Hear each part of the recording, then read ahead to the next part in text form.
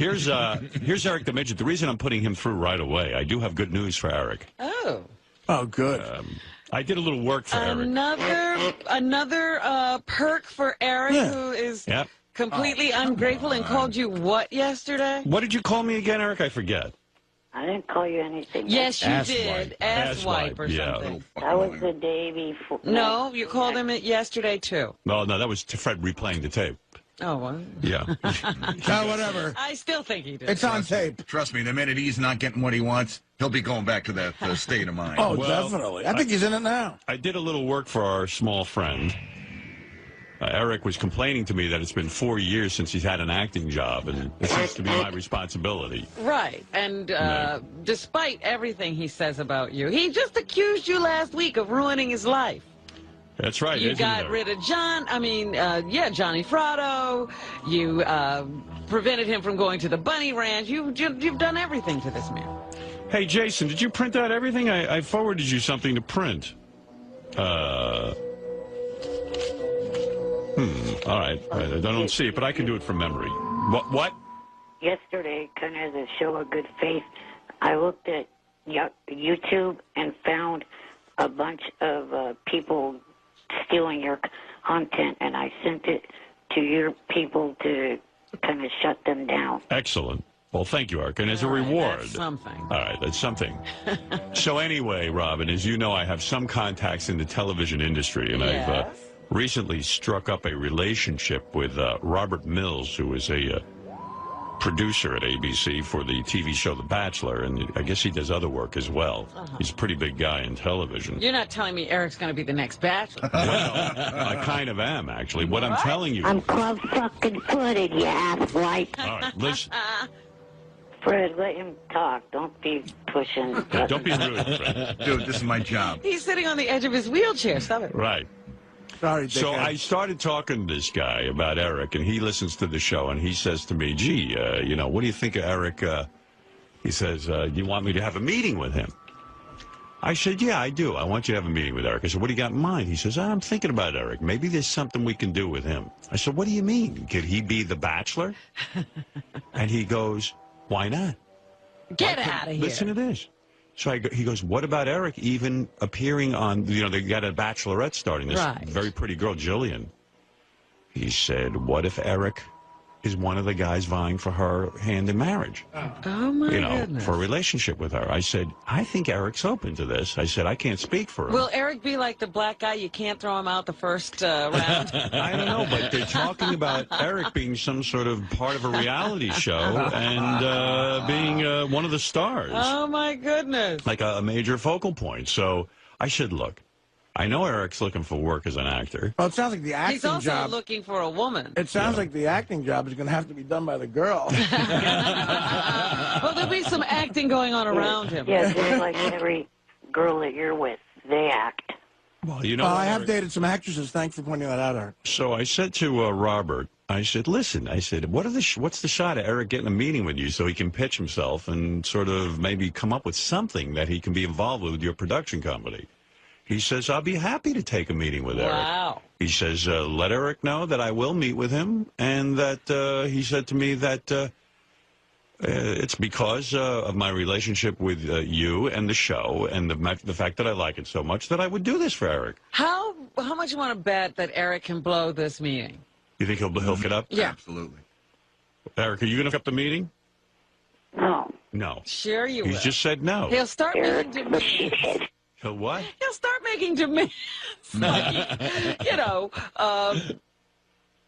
Cameron Diaz, I need a dressing room, I need that, I need 2 first-class tickets. I thought at first, Robert was kidding me. I thought he was, like, putting me on. I think he is. No, because Maybe he is. I even sent him an email, and I said, look, I don't want to tell Eric this and burst his little heart, because it is important to him. He's so sensitive, Eric. But he seems to be legitimate, Robert. He really is thinking of putting Eric in one of these reality shows. Oh, my goodness. Well, Eric, I hope you don't blow it. So, Eric, I don't know. I'm exploring this. I don't know how it's all going to take shape, but just know I'm working on it. Okay. All right. Have you ever heard the term thank you? Okay. Thank you. You're Oh, welcome. my goodness. You're welcome. So I'm raised trying. you? I'm trying for Eric, and I think all fans would love to see Eric on The Bachelor. Oh, phew, are you kidding? Yeah. I don't think that would even get me to watch it. Oh, my God. If he wound up in the final Yes, two. it would. Oh, that would be so great. I love you. I'm club-footed, you I'm club-footed, you asswipe. You should do that. That would impress a girl. Do that thing with your foot where it's all the way around. Well, Eric, anyway, I thought you would be very, very pleased with that information. Right. What?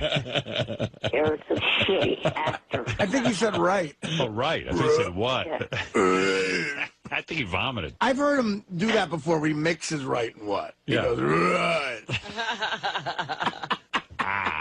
Eric, so you happy with this job? He didn't, Right.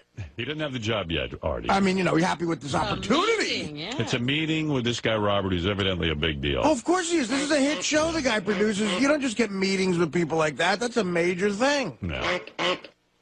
Right. So instead of watching reality shows, you could possibly be on one, Right. you know. Become a reality show expert from Yeah. the inside. All right, Eric, that was my news for the day. I don't know where it's going. I'm waiting to hear from him, so I'll let you know. All right, keep me updated, please. Yes. You got it. All right, thank you, Eric. Can you imagine? I guess He's got he's talking to Howard his Stern agent. repping him. The meeting would be in L.A., I take it. So that's no problem, right? I'll need 2 first-class tickets. Exactly. And I need a Mustang convertible No, Eric, that's no problem, right? with a Hemi engine. No, it wouldn't be a problem. Okay. Thank you, Eric. Go back to trying to blow yourself. Eric's a gay actor. Thank you. No need to keep blurting out those names. Yeah, really, Eric. Jeez. Eric, the ridiculous midget. All right. So that was. Get off that button. I thought I had printed out his letter for me to read on the air, but I don't have it now. All right. Shake, are you there? I don't know where. I gotta go. I'm here, right? Hey! Let me tell you something. Eric the Midget wants to say hello, and then I'll let Kirk get out of this madhouse. He's seen men in thongs on Sibians. It's had It's enough. been a tough morning. Eric the Midget, say hi to Kurt Angle. I know you're a fan.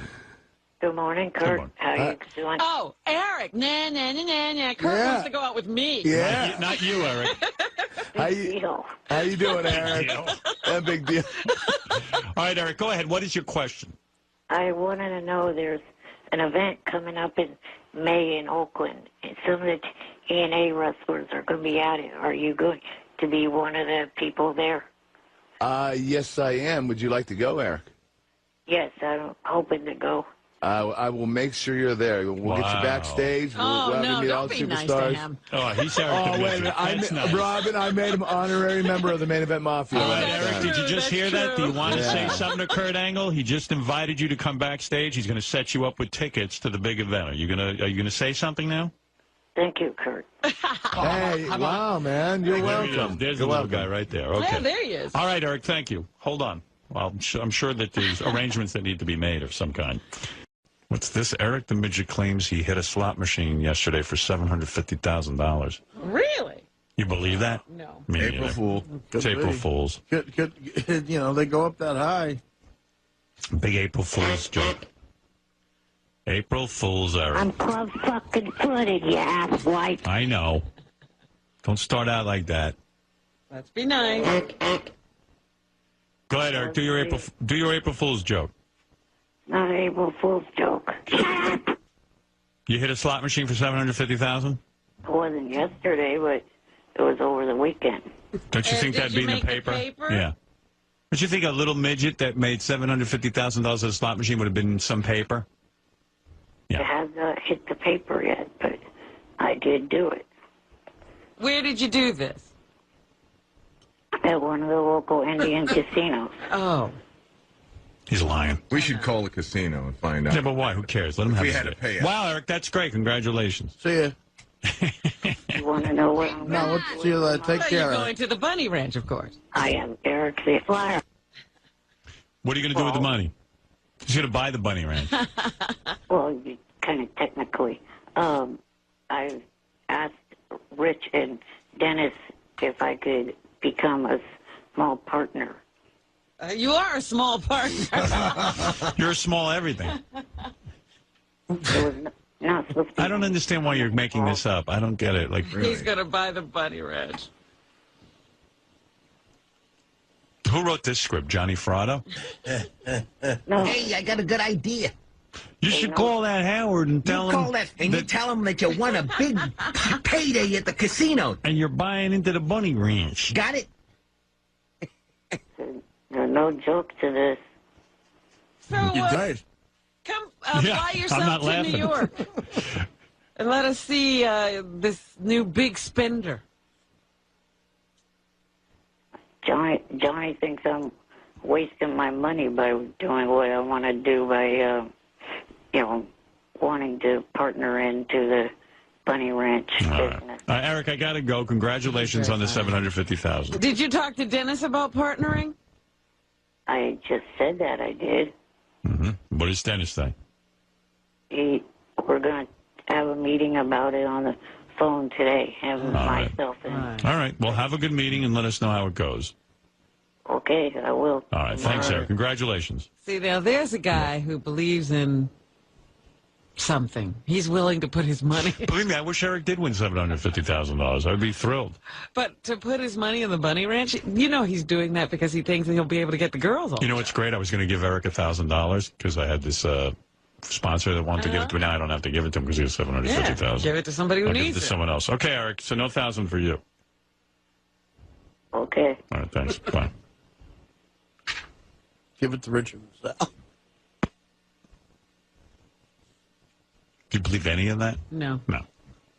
It's such a boring. Like who gives a shit? Wouldn't he be a little more excited if he actually won money?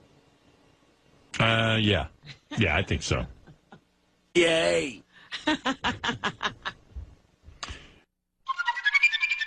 Eric the Midget. Yes? It was an April Fool's joke. You were right. But I present the fact that you didn't think I came up with it, that Johnny came up with it. It was all my idea. Well, it was a bad idea. You ought that's to his not second want April credit Fool's for joke. it. I was trying to get you off the hook and blame it all on Johnny. Eric, it was the dumbest, stupidest, lamest joke ever. Eric calls up and tells us he won $750,000, and I go, "It's April Fool's, right?" So Eric, the idiot. it wasn't. It was just lame. No, it wasn't. Who do you But think? Who would fall for that? Eric, the retard. So I tried to help you out and blame the bad joke on Johnny, and now you're blasting me for that. Yeah. Did anybody fall for it, Eric? I don't know. No one did. No. And then Eric, the shithead. he was buying interest in the bunny ranch. Right.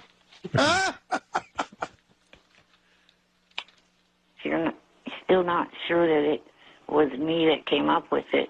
Will. All right, you came up with it. I proof. believe Fine, you. nobody gives a fuck. All right, Eric. Completely Thanks. Unfunny midget. Thank you. Are you still offering that $1,000? No, you missed out. I thought it was for real. That's how bad your joke was. You ripped yourself off of $1,000. Right. Eric, the stupid midget. Thank you, Eric. Bye, Eric. All right, that's Eric the Midget, who, by the way, is going to supposedly have a meeting at some point with one of the producers of The Bachelor. And I don't think it's happened yet, but I think that's an April Fool's that ain't. joke. I lined that up. At least it didn't seem like an April Fool's joke. It was, I think, in February that happened. Hey, Eric. Eric. Hello. Hi. Let me pause my TV. What are you watching? Sounds like he's watching American Idol playback. Yeah, it's like Well, I was watching the Country Music Awards from the other night. Oh. I was calling to ask if you caught the new show that one of your favorite actors is Amber Tamlin's on. Oh, that new show. Did you see it? The Unusuals, isn't that it? No, Or is I it didn't the see other it. one? Is she thin now or is she fat still? Who's Amber Tamblyn? Really? She was She this. looks good. She was on the TV show, Joan of Arcadia. right? Joan of Arcadia. And I used to remember the watch show. that, Yeah, He loved that show. another girly show I used to watch. My TV taste seems to be very feminine. But she's on this new cop show. Yeah, I haven't seen that, Eric. Is that the Southland, Eric? Or is that No, Or is Southland's tonight. Is it the Unusuals? Yes, Yeah. it follows Lost. Would you say, Eric, that your main sort of thrust in life is watching television? Yeah, that's part of, what I do a lot. How many hours a day do you think you log into watching TV? Oh, It's got to be at least 8, right? yeah, probably. Yeah. And would you say the people on TV are your friends? No, I wouldn't say that. I would say, though, that, like, first of all, he can't go, it's hard for him to, like, work out or do anything like that. So, basically, TV's become his whole life. That, and I guess, do you read at all? I read stuff off the internet mainly. Yeah. About TV? Yeah, entertainment stuff and other news things that if they catch my attention. Thank God for television. Yeah, it's TV and wrestling, Yeah. basically. Yeah. Thank God for it.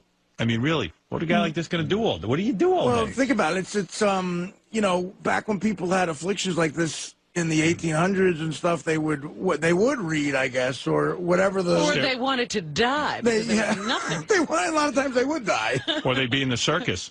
Right, but television you're right, is the perfect invention. If Eric was alive during the 1800s, he would have been in a circus. or Exactly. Right. or he'd been one of those guys who like maybe they had him like in a corner for the blacksmith shop and maybe he like made horseshoes or something. Right. It'd be like, see, Turkey Boy, or something. Right. Put him in a costume. See the incredible freak. Johnny was going to call in with the Later, man. Good. Thanks for calling. All right, Eric. announcement Take care, today, buddy. but he sprained his ankle. Yeah, we'll see you. Hey, Eric, I got to run a little. Take care, buddy. All right, thanks, Eric. Oh, wait. Help yourself. Anyone looking to go to No. any concerts this summer? No. Check out. Get pre No one wants to go. We'll see you, buddy. Bye. Eric the Midget, you're on the air. Good morning. Good morning. Did you guys know that I'm on Twitter now? No, we'll see you. All right, thanks, Eric. Bye. Well, I wanted Take care, buddy. I wanted All right, Eric. at college. Enough. Who gives a... Well, let Eric explain. Okay, what is it you want to say, Eric? I wanted to get in on that conversation a couple hours ago when you guys were talking about it, but Well, listen to the replay and just talk to the radio. Explain to me, Eric, when you Twitter, in other words, people sign up for your Twitters and then they automatically come through on their phone, right? Or on well, they have it set up that way. yeah. And what kinds of things do people learn about you when you Twitter? I just, talk about if I'm watching a TV show, I'll, say what I'm watching and, if I like it or not. And stuff Don't we always know that's what you're doing? Yeah, but we know you're always watching TV. You're not parasailing. Why would you write that? Yeah, you should write if you're parasailing, because that would be really I'm riding my polo pony. As we speak, I'm not on a wave runner. Like, for example, what is the last thing you Twittered? What would I have learned if I was part of your organization? Hold on a second. All right. You can't remember. Yeah, he's got to look it up because so many things are happening. I sent a reply to Jimmy Fallon saying that he was just mentioned on your show. So you Twittered Jimmy Fallon. Yes. I see. All right. Well, thanks, Eric. I'm trying to figure out how to... Thanks for calling, Eric. We'll see you, man. Really know Help yourself. if he's a real celebrity or not. Yeah, I don't think there's a way. He's right. How do you know that that's really Jimmy Fallon? In other words, it could be Melvin Fallon. If you have his address, Eric, I doubt it's him. Yeah. Or any of the celebrities. I would say it's not. Well, go ahead. I have some of his tweets. It's Let me hear. probably Jimmy Midget. They're weird, though, because it's almost like instead of announcing what he's doing, it's almost like he's talking to people. That's what he says. He just responds. Hey, dumbass and other dumbasses, stop with the ack. Kiss my ass, loser. You're a dumbass. So that's what I learned when I go on his tweet. Oh, great. Yucko is on. Oh, wonderful. Go screw yourself, dumbass. I don't have a cold heart.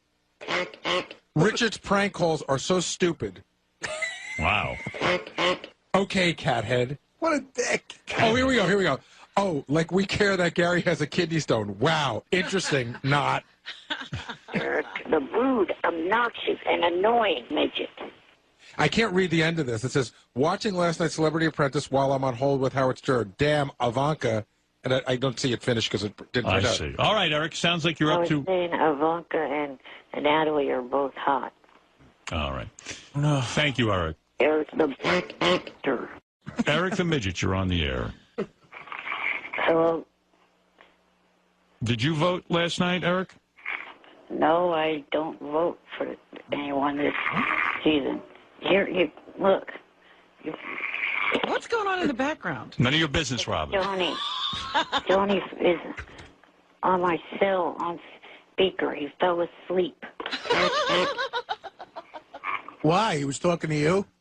No. It's really weird how when people talk to Eric, they fall asleep. Yeah. I don't know why. I hope there's no one driving.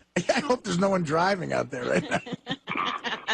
Eric, there's a strange noise coming out of your phone. It's almost like ack. Snoring.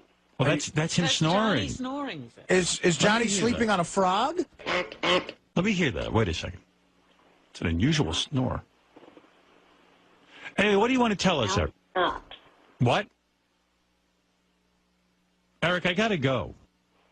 Call dropped. What do you know?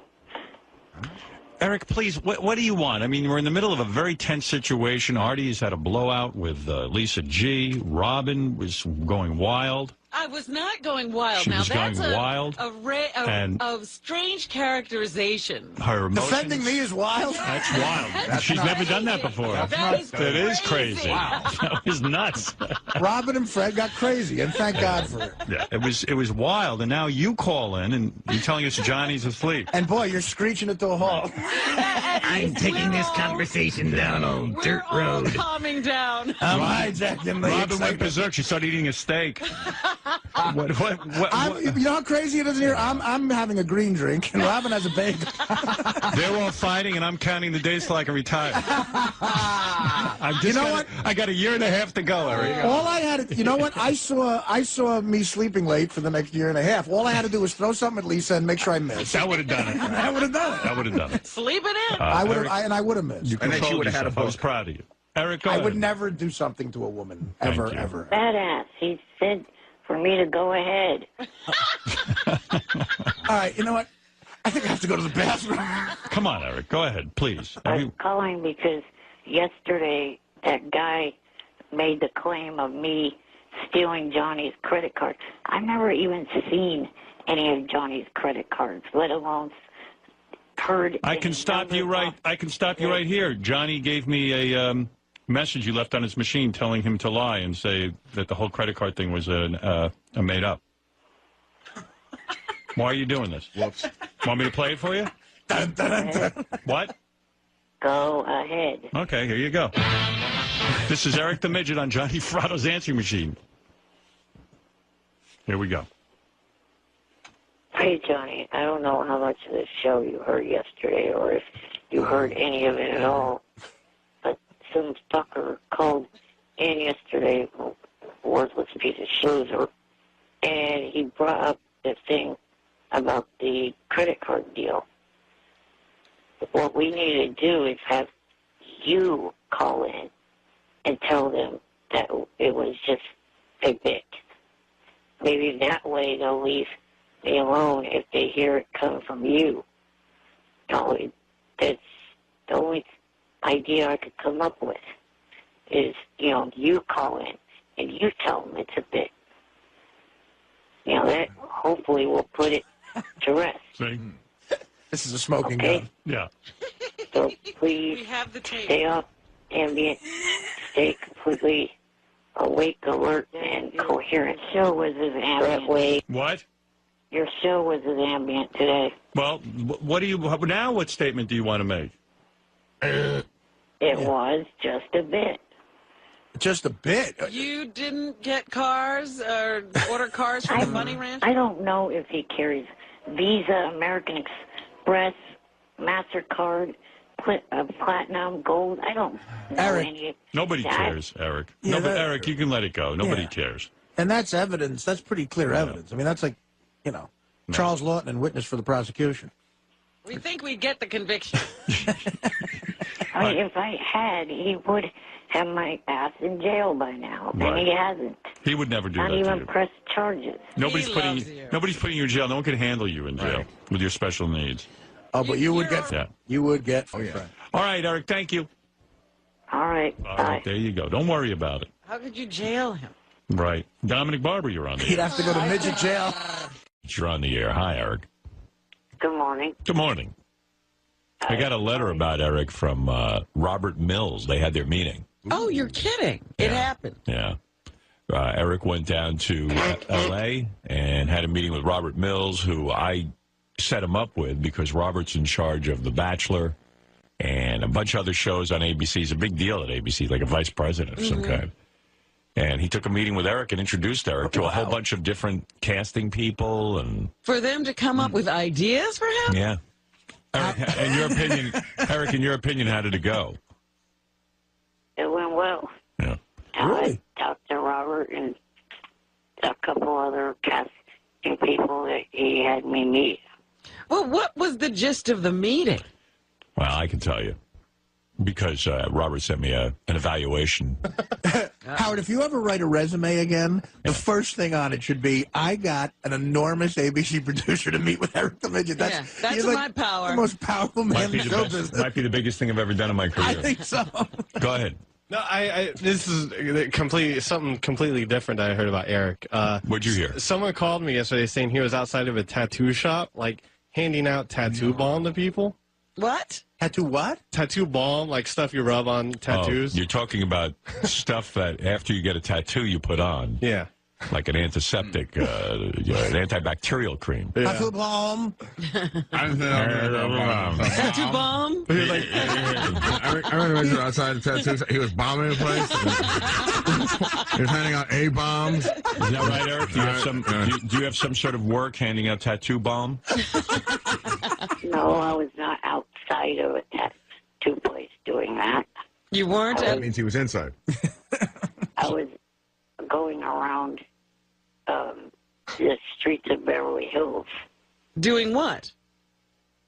pretty much doing what JD said. He didn't completely have the information correct. So in other words, you get a fee for handing out this product from the company? They sponsored the trip down here. I see. All right. Oh, And wow. it's Rocco's Old School Tattoo Bomb. Okay. So somebody might have seen you outside of a tattoo parlor, but you were going all around.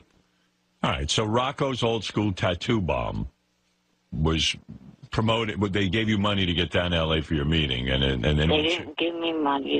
They sponsored the trip. What does that mean, Eric? They paid for me to get down here. Oh, you... Jesus. Well, yeah, okay.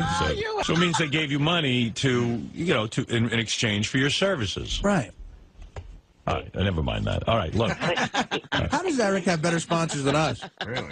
All right, so here's the Sir, yes, I can't say that they gave me money directly. right, because of your SSI. No, but Eric, that's not them giving you money. They didn't pay you. They took care of your expenses. Right. They spent money on you. Right. Okay, fascinating. All right, so I heard from the Let's split hairs. yeah. SSI will be calling in 10 minutes. Right. I heard the anyway. So Robert Mills, he really gets me crazy. Why? Why? Because they say to him, "Oh, they sponsored you. They paid money to get you down there." And he goes, "No, they didn't." Oh, you mean Eric gets you crazy? Yeah, Eric gets me crazy. Eric gets everybody crazy. So I heard from Robert Mills, and he said, "I hope everything's well." He told me about that the season premiere of The Bachelorette is it should be in my hands already, but it isn't. Oh. I don't know. Something goes on with our system. It takes me a couple of days to get anything. And The Bachelorette will be starting when? I don't know. I guess soon. I mean, I don't know. But he Is always. it for the summer? I guess. I'm not excited about the chick they chose as The Bachelorette. Oh, really? Yeah, chick's got a. I don't know. I don't dig her that much, but I'm watching the show anyway. You know. Anyway, he says Eric the Midget made an appointment with me today, and he showed up this time. Well, that was nice. We had a very nice meeting. He met with one of our scripted casting directors and requested a part as a doctor on Grey's Anatomy. Oh, did he? Yeah. Doctor or patient. Right. His logic was sound. Since he has been around doctors his whole life, he said he can make the jargon sound convincing. So he feels because of his treatments with the medical community and the fact that he's so involved with medicine that he would be an excellent doctor. Did you shout out a few commands to show how good you could be, Eric? Yeah, did you say stat? No.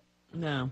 The casting people will keep him in mind for parts in our shows, so that's good news. So, all right, Eric, you made an impression there. That's great. As a patient, I think, he would be great. Yeah, he's had even more experience as that. Yeah. Eric also met with Robin Cass, one of the top reality casting directors in the business, which I would think would be the real big break for Eric. Because he could have his own show. Right. She's currently casting the next season of Big Brother. Oh, can you imagine Eric in that house? Which Eric would be amazing on. Yes. However, he may have blown the big audition a bit because he got a bit tongue-tied. And he was thinking that maybe Robin Cass is evidently very beautiful, and Eric might have clammed up around her. Did you not perform well in front of a beautiful woman, Eric? No, I thought I was talking to her all right. Does a chick have to be a whore for you to perform? Robert said, I think Eric got a little tongue-tied and didn't really show the personality that he has on your show. After we disagree with Robert, You mean the nasty personality? He barely has a personality. People don't realize how hard we work Right. to make him look good. I mean, we're exhausted. Like, So, Eric, a shot on Big Brother for you would have been huge. I mean, that would have catapulted you right. Would you like to do that, Eric? Yeah, I wouldn't have minded being on that show. there's the personality. That's the personality they were looking for. Yeah. Wouldn't have minded being on Yeah.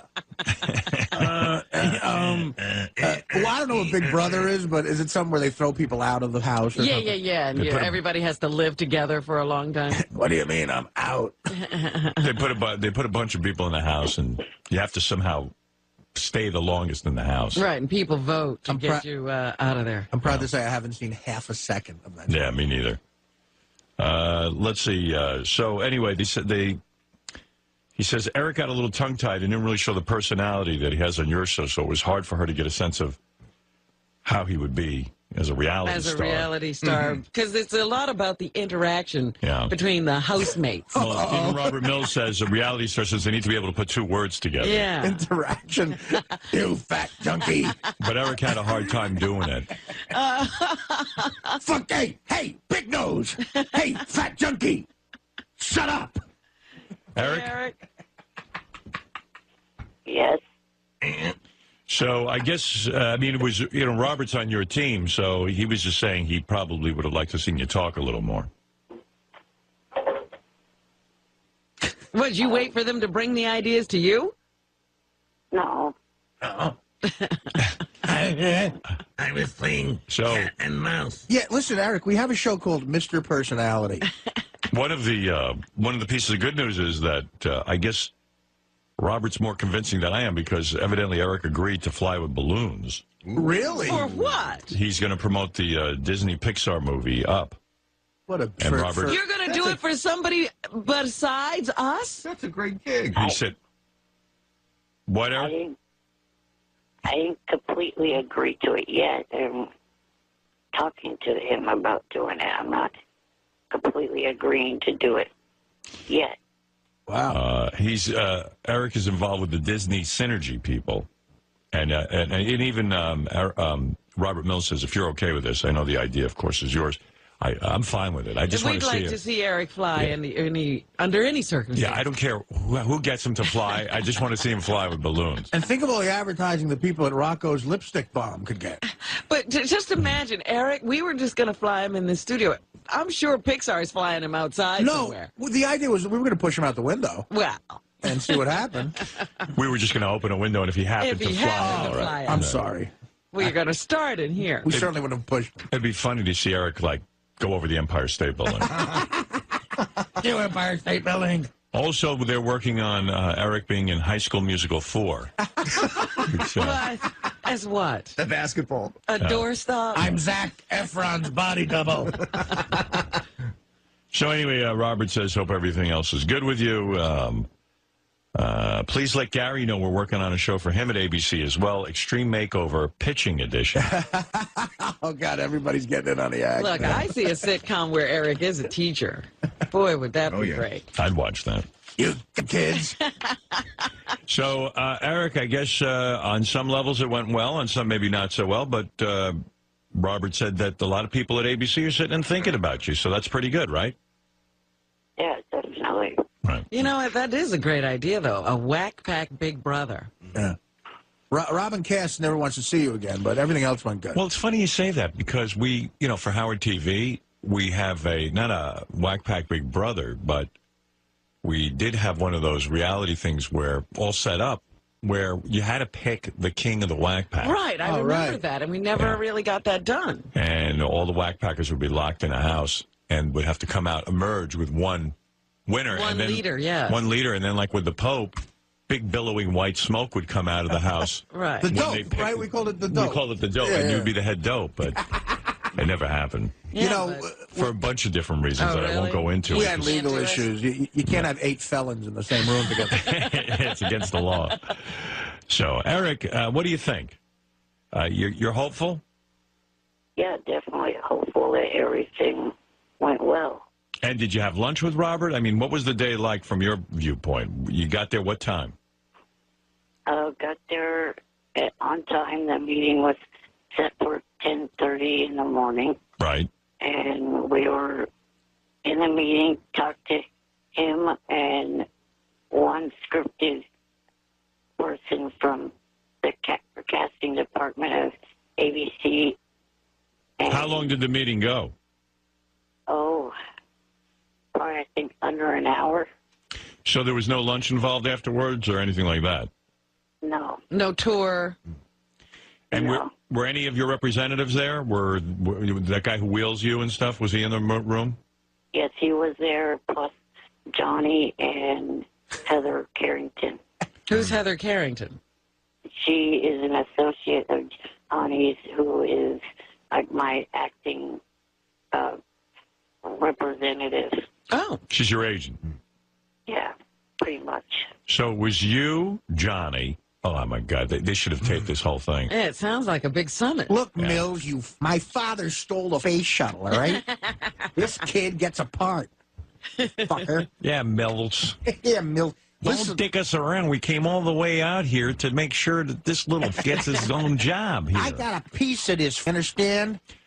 So, Eric, so Robert Mills, is he? I've never met him personally, face to face. We only correspond.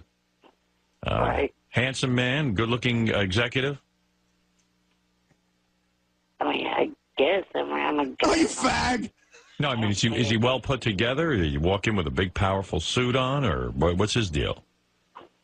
Yeah, I mean, he had a sport coat on and, and jeans. pants. And what? Were you in a big conference room? Yeah, it was a good-sized conference room that we were in.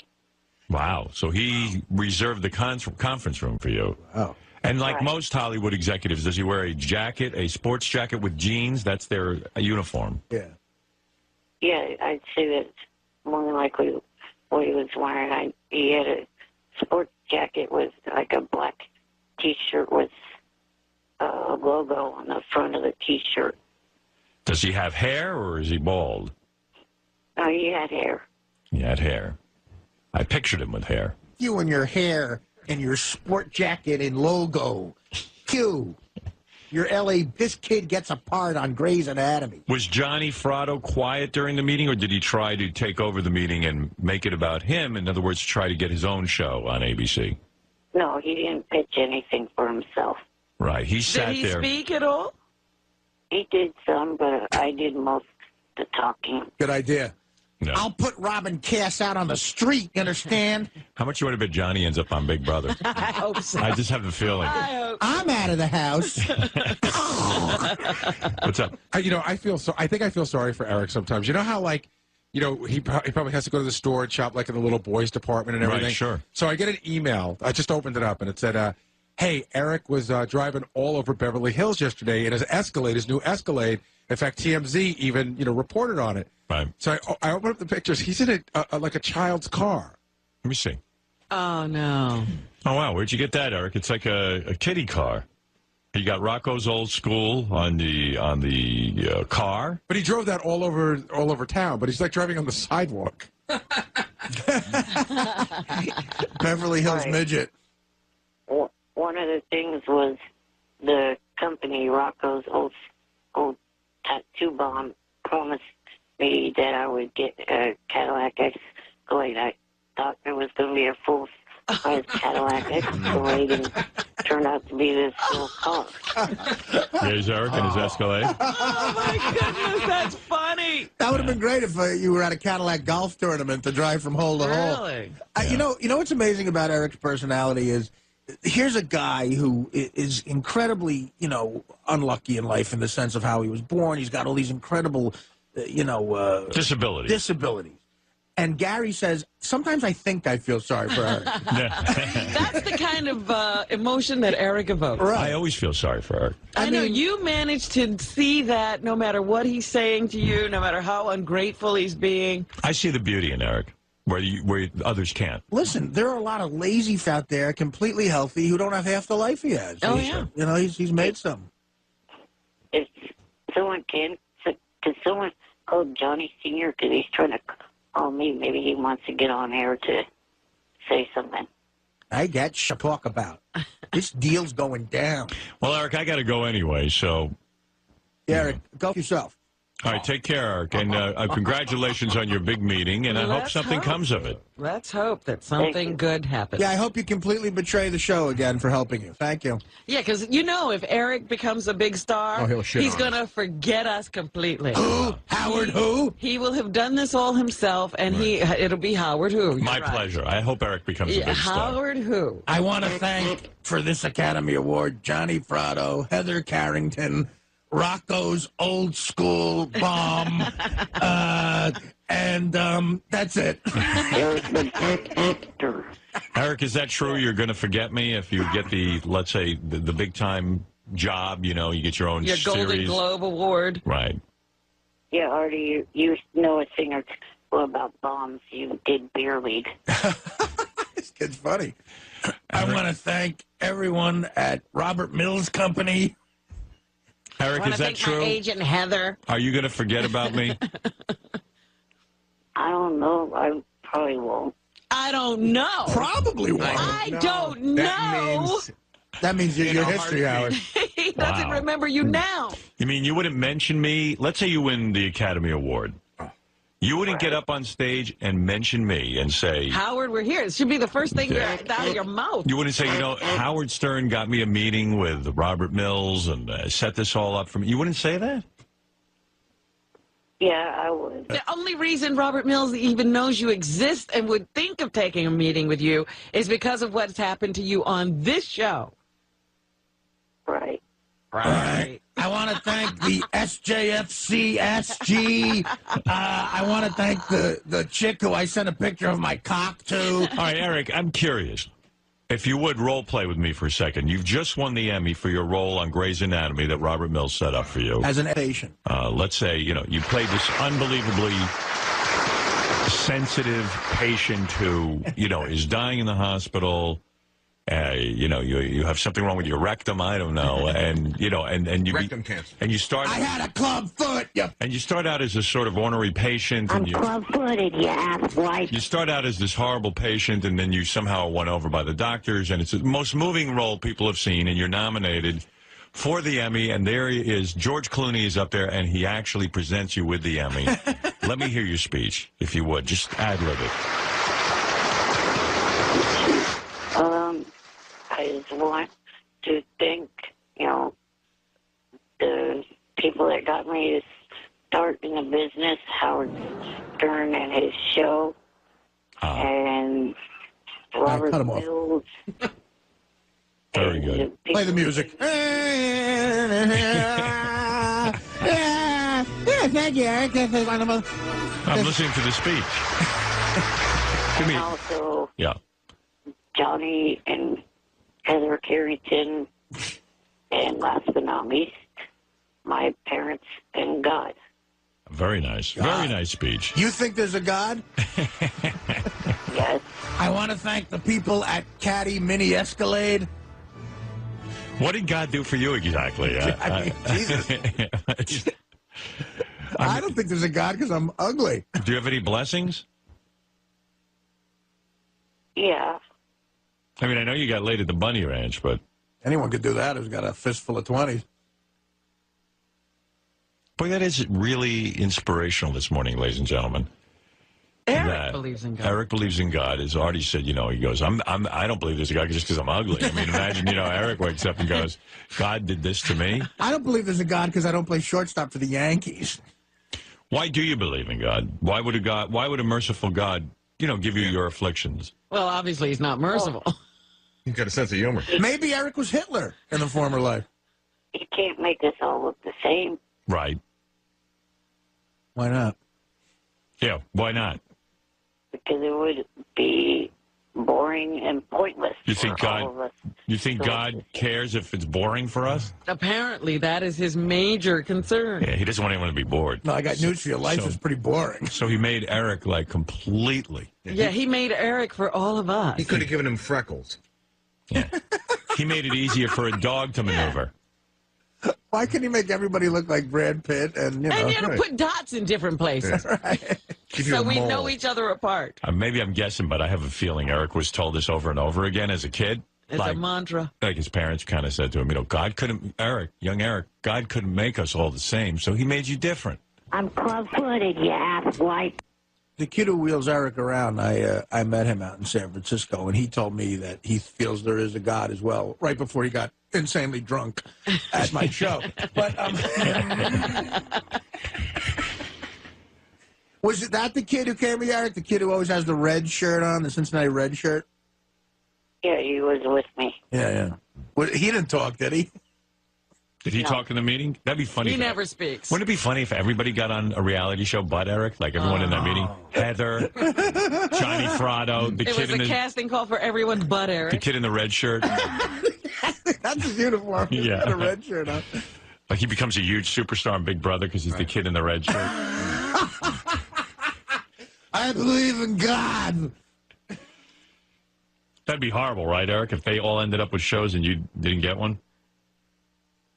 Yeah, that wouldn't be very good. No. Yeah, but you'd still rule the JFFN FXC. All right, Eric. JFSC. JFSC. All right, Eric, congratulations on your meeting with Robert Mills, a big... Eric the Black Actor. Right, I know you are. Did he call you Eric the Midget or Eric the Actor? Eric the Actor. Eric the Black Actor. He went to the trouble of saying the whole thing. Hello, Eric the Actor. Pleasure to meet you. Eric the Black Actor. My favorite thing you said that you call yourself is Eric the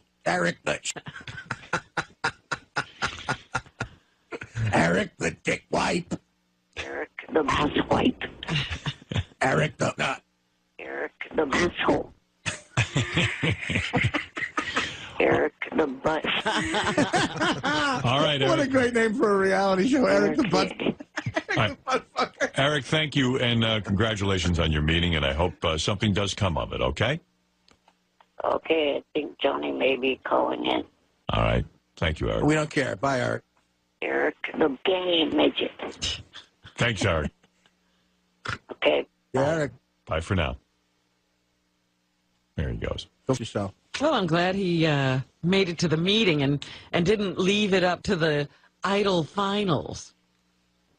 Hey, Howard, how you doing? All right, so you went down to the meeting with Eric the Midget? I was at the meeting with Eric the Midget. Any interesting stories?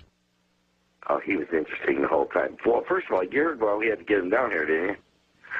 About the dog. Did you hear about the dog? No.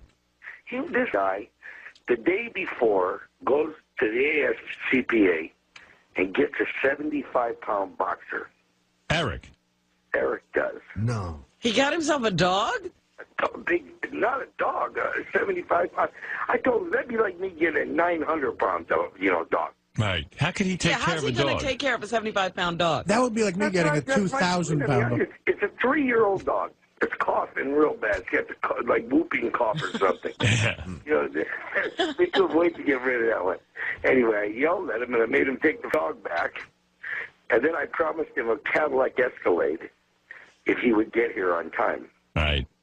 And he did get here on time, and I came through with my promise, and I did get him a Cadillac. Yeah, we saw it. An $80 Cadillac Escalade. And when you were in the meeting with Robert Mills, according to Robert Mills, Eric kind of clammed up when he was meeting with the head of reality TV. Like, he didn't really show off his personality. He wasn't too bad. He wouldn't open up like he does with you. Right. He wouldn't open up that way. I mean, he got a little nervous like that. Right. But I mean, I actually thought he did pretty. He said a couple of things that were. I was really shocked. A couple of brilliant things. Really? Like the lady asked him what ABC shows do you think you fit in, and he said The Practice, Grey's Anatomy, and everybody got. Yeah, because he could play a medical experiment. Well, basically, he said I've been a patient more than everybody in the whole room. Yeah. Well, good. I'm glad you went with him. My theory is that Johnny, you're going to get a reality show out of this. Like everybody else with him. Yeah, like everyone in the room there is going to get it. Yeah, Heather. The guy in the red shirt. All of them are going to have reality shows except for Eric. All right. Hey, but Howard, let me tell you, we filmed him driving that little Escalade around Beverly Hills. Yeah. And I want to give it to On Demand, so they got to tell me how to get it to him. Oh, hold on. I'm going to give you the information. Thanks, Johnny. Yeah. You guys are going to go nuts when you see this because he has a couple of bad experiences with it. Oh dear. Oh, I got to see that. He knew how to drive it, though, right? Howard, it was unbelievable. He drove it like you would drive a car. Oh. I mean, he looked like a guy driving a car, only he was driving on the sidewalk. I put him in the street a little bit, not hit him. I love how. We had to take him. But he actually was in the street for a while. But he did all the destinations, like from Pretty Woman. He did. Well, he drove it. I don't know how many miles. But he drove up, you know that little thing, that little ramp where Via Rodeo is, where it's like a cobblestone street that goes up and then you have to walk down the stairs to the fountain? Yeah, I know what you're talking about. And Yeah. we caught him right on that edge. He would have went right over that edge. I could just see it. And then we turned him around, and he was going back down, and he got cocky. He started going fast, and the thing started to go out of control. Oh, jeez. So it's doing donuts going down the hill. You know, he's flipping out. I mean, this tape is fantastic. All right, we're going to put it on Howard TV. Just send it to. Let me put you on hold, and I'll get Doug Goodstein on it. Yeah. Hold on, Johnny. That's Johnny Fratto, who was there with Eric in Los Angeles. I love how you just like negative stuff. He had a couple of bad experiences. That was great. I put him out in the street. No one hit him, unfortunately. But his little almost died. They put Eric in one of those little toy cars you buy for kids. Right. It looks like a real car, only it's miniature. Johnny promised Eric a Cadillac Escalade, and that was it. It was a Cadillac Escalade, one of those little kids' cars, and Eric drove it around. Whole body sticking out the top. Yeah. That's great. All right, listen, I got to take a break. It's been an hour. We'll be back right after these words. Eric the Midget says goodbye to the Howard Stern Show. You know, I've put up with almost 4 years of crap from you guys. I'm done. I know I've said that in the past, but this is absolutely the last straw. You know, usually I'm a person of my word, and when I've said this in the past, I have not stuck to my word, but this, I am sticking to my word. I am done with the show. Not going to call in anymore. Not going to leave any more messages for you or for anyone. All right? So, talk to her. Bye. You're listening to the Howard Stern Show. You're on the air. Go ahead. Can you please stop referring to me as that? As what? Turn off your radio. How dare you? The black actor. It's a TV, not the radio. Sorry. Black actor. What? You were Eric the Midget. Come on. No, I'm not. You want to know something? You want to hear something funny as hell? Let me see if I can set this up. So TMZ, which has a TV show, when Eric was out in Los Angeles, I guess TMZ, the same guys who run around, they're paparazzi. Right. They videotaped Eric the actor in his car. that stupid little car that Johnny or Right, somebody the got for him? Escalade. Yeah, they promised Eric an Escalade and they gave him a little car. The golf cart that someone painted Cadillac on.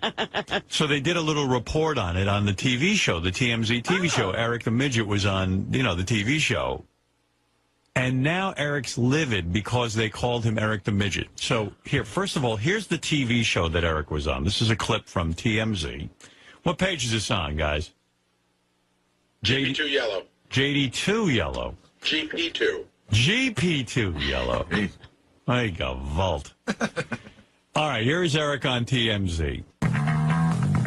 We got Eric the Midget from, he's a Wack Packer on the Howard Stern show. What's up, Eric? How we doing, man? We get him in a little big wheel, like an Escalade big wheel, and he's just like rolling down the street.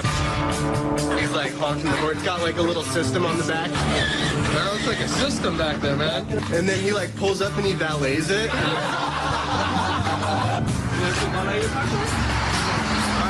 And the guy like gives him a little ticket for it, and he's like, thank you. A little ticket. Yeah. You think you could like go to the beach in that thing? Just drive your girls out there and watch the sunset with it? And then he gets in his car and he just rides off down the sunset. In a way, like when I saw this, I was like a little pissed because, like, it's one thing if I talk to Eric the Midget the way I talk. Right. I don't like them goofing on him. They should treat him with more respect. Yeah, I didn't like the way he was handled, but okay. So Little anyway, ticket. you got to figure Eric was thrilled because he finally got on TV. He's a star. He's got star. paparazzi. So it was just the opposite. Eric was livid. Evidently, Eric and Johnny Fratto, when they were out in L.A., Johnny had a friend who was with TMZ. Okay. They called, evidently they called TMZ and said Eric's going to be in this car if they want to catch him in it. And then they ran the report, and Eric freaked out when he saw the report because they called him Eric the Midget. He didn't like that. So now here's a phone call Eric makes to Johnny, telling Johnny that he felt. This is why I love Eric. People say to me, why do you love Eric? Hold on. Yeah. I didn't say that Johnny felt. I said that his friend felt. Right. So what's great is Eric makes a call now for Johnny to clean up this mess. Oh, well, Like, how's he supposed to clean it up? Eric's like the little godfather. It's great. This is why I love Eric. People say, why do you have Eric on the show? This call says it all. Here's Eric calling Johnny Fratto. Hey, Johnny, I found the video on YouTube of the TMZ segment that I was on. Your friend over there at TMZ fucked up. What the f*** was he thinking, referring to me as Eric the Midget? Shouldn't he know that I don't like being called that? Why didn't you correct him?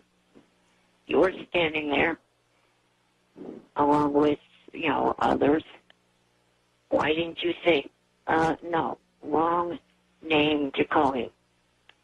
So, you need to call him up and say, hey, don't call him that. Call him Eric the actor. I would like an apology from him for that. That's the nickname to call me. I mean, that's the nickname that I was called by Robert Smith in the meeting I had with him. He didn't refer to me as Eric the Midget. He knew not to. He was smart enough not to call me that. I don't know why this turd did it. So, call him up, and I would like an apology from him. All right? Bye. So Eric, like the Godfather, and by the way, TMZ has yet to apologize to Eric. Eric, like the Godfather. Was he talking about something on TV? I don't know, but all I know is Eric, like the Godfather, picks up the phone to Johnny. Johnny, you know what to do. I want you to extract an apology. Robert Mills from ABC knew not to call me Eric the Midget. Why do I get no respect then? Why? Why do I get this? Why, when I go out to Los Angeles and I am under your auspices, you allow this type of, shall I say, disrespect? What are you going to do about it? I want you to see this man, and I want you to explain to him. Give this job to Clemenza. What happens if there's no apology, Eric? I'll just have to wait till there is one. Oh, you'll just wait? Has Johnny gotten on this? Has he accepted your orders and gotten on it? I'm not sure. I haven't asked him yet. How long does he have? Not sure. And you're mad at Johnny in that voicemail. Because even you're saying, hey, Johnny, you were standing there. Why didn't you tell the guy right then and there? You say Eric the actor. Yeah, how could your guy stand there and let you be disrespected like that? So you are mad at Johnny. Not completely. But you're angry with him. If I had been standing there, I would have said, listen. You refer to him as Eric the actor. If I was standing there, I'd say, look, make sure you say Eric the midget. See, that's why you're not standing there. I think that's what Johnny said. That's why you don't get to go to L.A. with Eric. Oh, good for him. Eric the little midget. I would like to know if Johnny even noticed. He didn't. Eric, you want my advice? Eric the actor is not funny. Eric the midget's funny. I don't give a shit if it's not funny or not. It's a respectful name. But you're trying to build a career, and we got to go with what sells. Eric the loser. You're trying to build a career, and you're building a. You don't know what you're doing. You got Howard's giving you advice. Listen, you know, you got to. The name is important in Hollywood. Why don't you get back in that little car and drive around until they see you again? Yeah. And then tell them what your name is. I mean, Eric, I don't think I'm insulting you when I tell you you're not a leading man. I mean, you're a character actor. And look at this guy, Fatty Arbuckle. You ever hear of him? Yeah, I've heard of him. You think he liked that name, Fatty? Yeah, I think he was fat. He was fat, by the way. He was like, you know when a skinny guy and they call him Fatty? This guy was fat. Yeah, big guy. They call tiny. Artie used to be heavy set. What I mean, how would you like to be called Fatty Lang? Well, You wouldn't like it. Admit it. I have credits in movies where I only have a few lines, and Fatty Lang. And on IMDb it just says fat guy. See, it doesn't make you feel good. But with a PH. But you know that Fatty Arbuckle did it because it built a career around it. And of course, I think he ended up in jail. I think so, yeah. Died a horrible, lonely death. But, you know, look, that might not happen to you. If I were you, I'd get back in that little car and drive off a cliff. Do you think he preferred...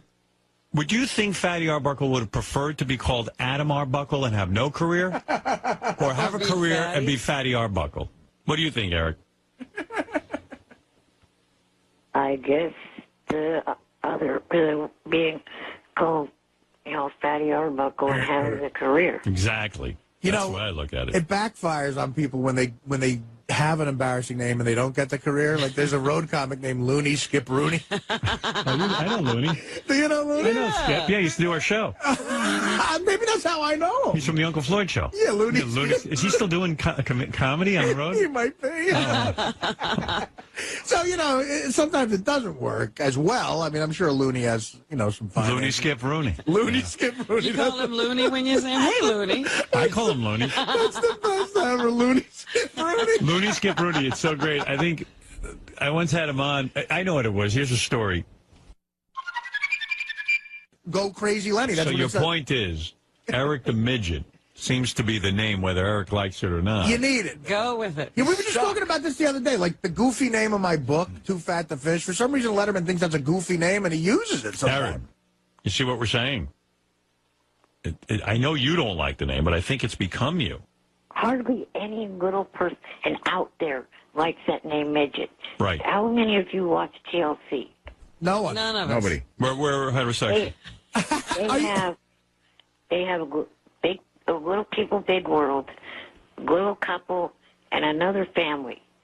I watched the other show with the other family the other night. The father of that family said that plain as day that word midget is a very disrespectful word to use towards little people. Yes, I agree, because, you know, I, too, have studied this. Now, I have heard that the word midget... Fuck off. I have heard that the word midget, according to little people, is comparable to the N-word. That's what I've heard. Now, the only thing I can tell you, Eric, is when you got the name Eric the Midget, no one knew that was the same as the N-word. But wait a minute. What were midgets doing when midget was used? What do you mean? Well, I know what black people were doing when they were started to be called niggers. They were being used as field animals and, degraded and not given the rights of citizenship and used for slave labor. You're saying, why is the word midget so bad? Why is midget so bad? Midgets were being used as handbags. And footstools. Yeah, Eric, why is midget... I mean, you seem to know something about this. Why is midget like the N-word? I don't get it. Like, why is it so bad? Like, it doesn't seem like such a bad word, midget. I mean, what does it denote? I mean, dwarf doesn't seem much better. I think dwarf is worse. Maybe. What? I think little person is more condescending. Yeah. What does midget denote? Patronizing. I'm trying to say, but all of you fuckers are talking over me. There's the problem. Go ahead. You have the floor. Trying to say that the father said in his explanation about that word that it's a word that means half size, and that it's why it's, derogatory. So what does dwarf mean? Half size, right? The family said that that's more of an acceptable word. Yeah, but you see, this isn't something you believe. It's just the family believes this. So you're not really offended by it's midget. just saying it's bad. What was so bad? Yeah, we still don't know what's so bad about it. I'm going to keep saying it. He said that the majority of the little people out there do not like that word. Yeah, but I know he's saying that. Why don't you like it? For the same reason. You don't have a reason. He has a reason. I know he has a reason. What's your reason for not liking midget? You're just going along with the crowd. I don't even know what their beef is because you still haven't told me what was the horrible thing midgets were doing. Like, in other words, the word nigger became bad because some cracker would come up and go, "Hey, nigger," and then string them up in a tree. In other rape words, them or do whatever. Right, do whatever they want to. What happened when somebody called someone a midget? Yeah, I don't think what was the midget thing? Like somebody go, "Hey, yo, midget, get over here, gonna kick your ass." Yeah, like even they WAP didn't lynch you for being a midget. Right. Like even WAP has a like when we came to Ellis Island, Italians were without papers, so it's an acronym WAP. Like there's a history behind it. Or kike, like they kike and then they beat you up or something. I don't understand why midget became so bad. And neither do you, quite frankly. I think you ought to research that before you reject the name Eric the Midget. It's something I grew up knowing that word was bad. Oh. But wait a minute. You're still not getting what I'm saying. We know why WAP is bad. We know why kike is bad. We know why nigger is bad. Why is midget bad? The father of this family, the first family, gave an explanation, and I cannot remember word per word. It was so offensive you can't remember why it's bad. You would think you would know that because you're rejecting it as a name, and I understand what you're saying, but I don't know. You're just reacting, but you really have nothing to back it up with. If anything, I'm telling you, I'm looking at dwarf right now, and one of the definitions for dwarf, a small creature resembling a human, often ugly, appearing in legends and fairy tales. I find dwarf way worse. It says resembling a human. Yeah, resembling not even a human. Eric, I think you got the wrong word. If I was calling you Eric the Dwarf, that would be bad. No, I don't have the wrong word. I think you ought to start a movement. Midget is good. Dwarf is bad. Little person bad. Resembling a human? Think about it. Bro, we're starting to analyze this. I think you got a cause. You don't resemble a human. I say you embrace your name, Eric the Midget, and say, no way. If anyone calls me Eric the Dwarf, I will become irate. Don't call me dwarf. Right. I'm not embracing that name ever. No, you have to. You're so funny. You're crazy not to go with it. If you become Eric the actor, who's going to care about you? Right. No one. A lot of actors out there, man, but not a lot of midgets. Now, Eric the actor is Eric Roberts. By the way, I know many actors. None of them call themselves the actor. No. And my point about that is, if you got to call yourself the actor, are you really an actor? Like, it's not Meryl. Her name's Meryl Streep. It's not Meryl the actress. There's one guy in L.A. He's famous. He's got a big car and he writes Dennis Woodruff actor on it. And he drives around trying to get parts and he never gets a part. Right. Because they think it's weird that he calls himself actor. Would you at least think about what I'm saying? No. And go back and do some more research on midget because your argument doesn't hold water about why it's bad just because some guy on TLC said so. Yeah, Little People, Big World, who cares? Hey, you should pitch a show called Little People, Big Cocks. Well, Eric, I think at this point, everyone knows you as ETM. You know. It's almost... Evil troll mongoloid. What is that? I don't give a shit. That's what they know me by. It's not the right thing. All right, well... That is what's great about Eric Howard, because he's always got the opposite viewpoint of what you think he's going to have. And it doesn't matter what argument you give him. You can't shake him. This would be like if Curly from the Three Stooges grew his hair and insisted everybody call him Jerome. Well, he kind of did, and that's why it all ended. Did he really? Is that what happened? Curly was a very troubled man. One of the most brilliant comedians that's ever lived, and of course was never respected in his day. I told you, if Curly was alive today, Curly would be pulling in... He'd be Jim Carrey. He'd be huge. He'd be Jim Carrey? He'd be Jenny McCarthy, not Jim Carrey. Okay, so... He'd be at least Tom Green. Curly, believe it or not, the worst part of it for him was that he had to shave his head. Curly, out of all the brothers of the Three Stooges, he was a ladies' man. He was an expert ballroom dancer. Dancer, right, I heard about that. Oh, he could have been on Dancing with the Stars. He would have blown away the competition. He was light on his feet. He was a tremendous physical comedian. And the fact that he had to be sort of keep his weight up and shave his head for the character drove him insane. That's what I was going to ask you. Did he have to gain weight? Yes, because he was an incredible ladies' man. When I say ladies' man, this guy, he got more pussy than any guy you could name today. And I'm talking about bigger than Brad Pitt. Frank Sinatra. This guy went through Hollywood and women like you wouldn't even know. This guy got Magic Johnson pussy. Curly. Wow. And he became very bitter about the Three Stooges because it took away from his ladies' man image. It made him look like a buffoon. So he was conflicted about it. Which is what this show does with me, by the way. Right. Which is very much like Eric the Midget. I mean, here's a guy who's getting famous from his name, Eric the Midget. Yeah. And he's saying, I'm suffering. I'm fighting it. I'm fighting it. I'm fighting it. I'm fighting it. And Curly died young.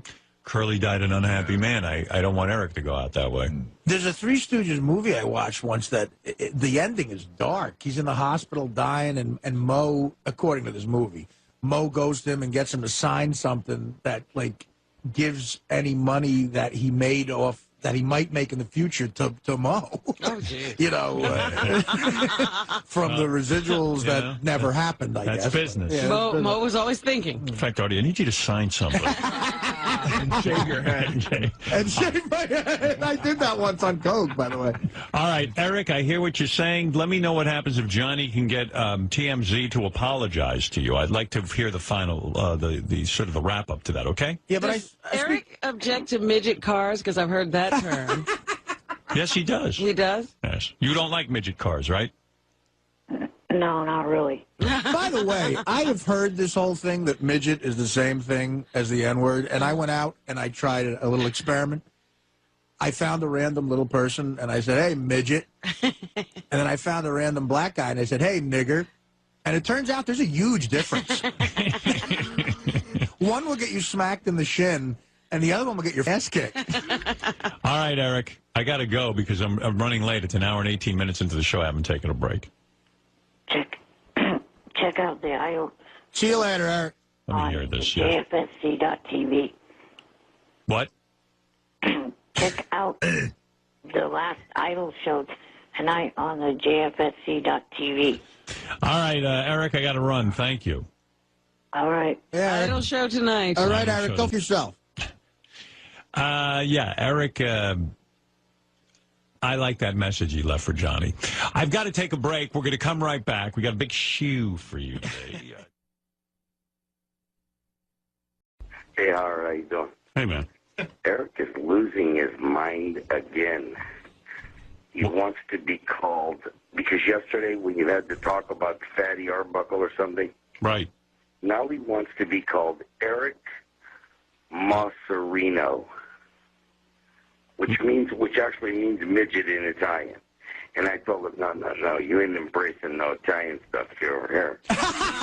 Good for you, Johnny. Hey, wait, I got to... Artie, this is where I got it. This is where I really draw the line, Artie. You know what I'm saying? I agree with you. Well, first of all, Eric Masserino isn't a funny name. What I was trying... Eric, are you there? Well, he says it means midget, though. Yeah, it might mean midget in Italian, but it's not a funny name. Eric the Midget is a catchy, funny name that brings him attention.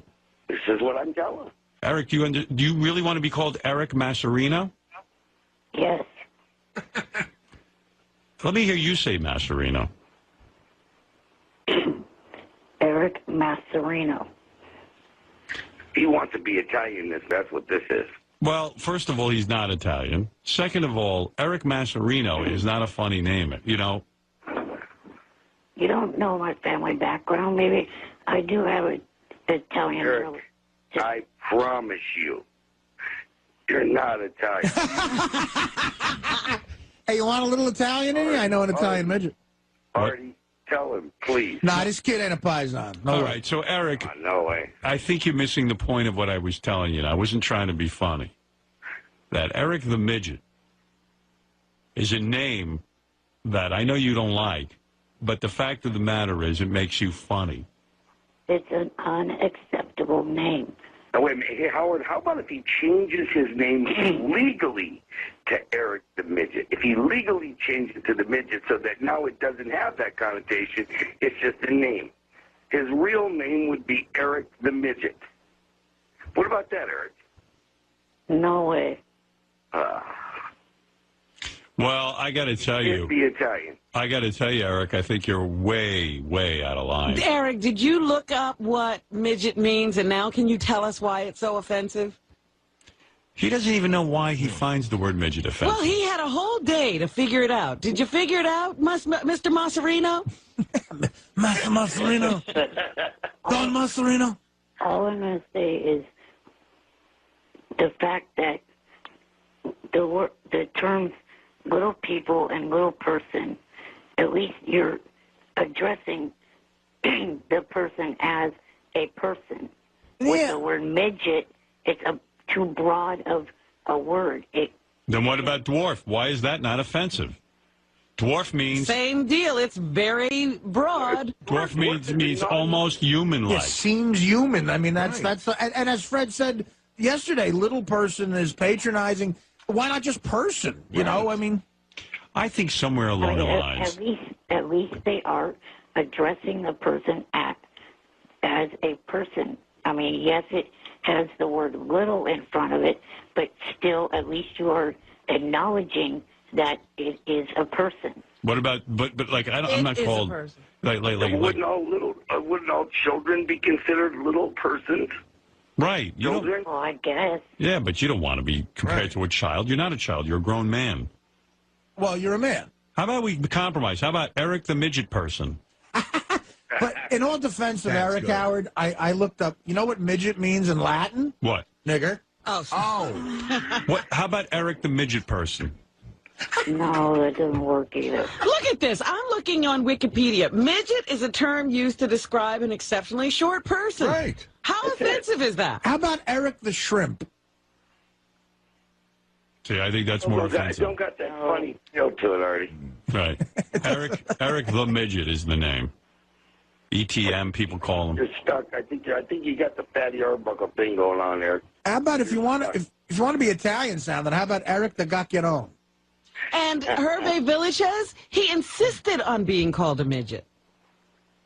Well, that's fine for him, but it's not what I want to be called. And there's nothing wrong with the word. Why not just call yourself Hervé Villachez? He doesn't want the other midgets to be mad at him. What other? But they're all off. No. You don't even know any other midgets. He doesn't even know a fucking midget. Do you have any other midget friends? Yeah, no, I do not have any other. You're the prejudiced one. No, I hate those freaks. Yeah, he's prejudiced. You don't want no midget friends. If you weren't prejudiced, you'd have a dozen midget friends. Yeah, midget guys don't like midget pussy. They I'm telling you right now. Yeah, they want a tall chick. A bus for TMZ and had them all come out of a cab, Artie. Hey, Howard, that's the name. That's the name of my book, Midget Pussy. Yeah. That would be great. Hey, there is a good-looking little midget broad on some new show, though, that's a doctor. Yeah, Eric, you wouldn't date him. Eric, I'm telling her she's normal. She just looks like a little person. Eric, you would never bang a little person, right? You'd bang that doctor. It depends. I mean, I might. Johnny, you're saying this chick doesn't have those little fat legs? Oh, no. This chick is completely in proportion, just very, very, she's kind of attractive. Just very little. She's more like Oksana Bayul. I've never seen little jeans and everything, and she looks completely normal. She just looks small. I've never seen a little chick, little person chick that didn't have the pudgy sausage fingers Watch this show on TV. What's it called, Eric? It's called Little Couple. Little Couple. Yeah, and the guy's a dwarf, but the girl looks just like a normal girl, only just real tiny. Wow. She's a doctor. She got 2 houses. I told Eric, you got to go get this, bro. She's a doctor. She'll take care of you. She has 2 very tiny houses. Little bitty houses, yeah. She's already married, so... They don't mean nothing. All right, listen. I'm telling you, I'm looking up all kinds of definitions of midget, and nothing is offensive about the word. How about Eric the Cabbage Patch Kid? No, definitely not. That's not good, huh? How about Eric the little prick?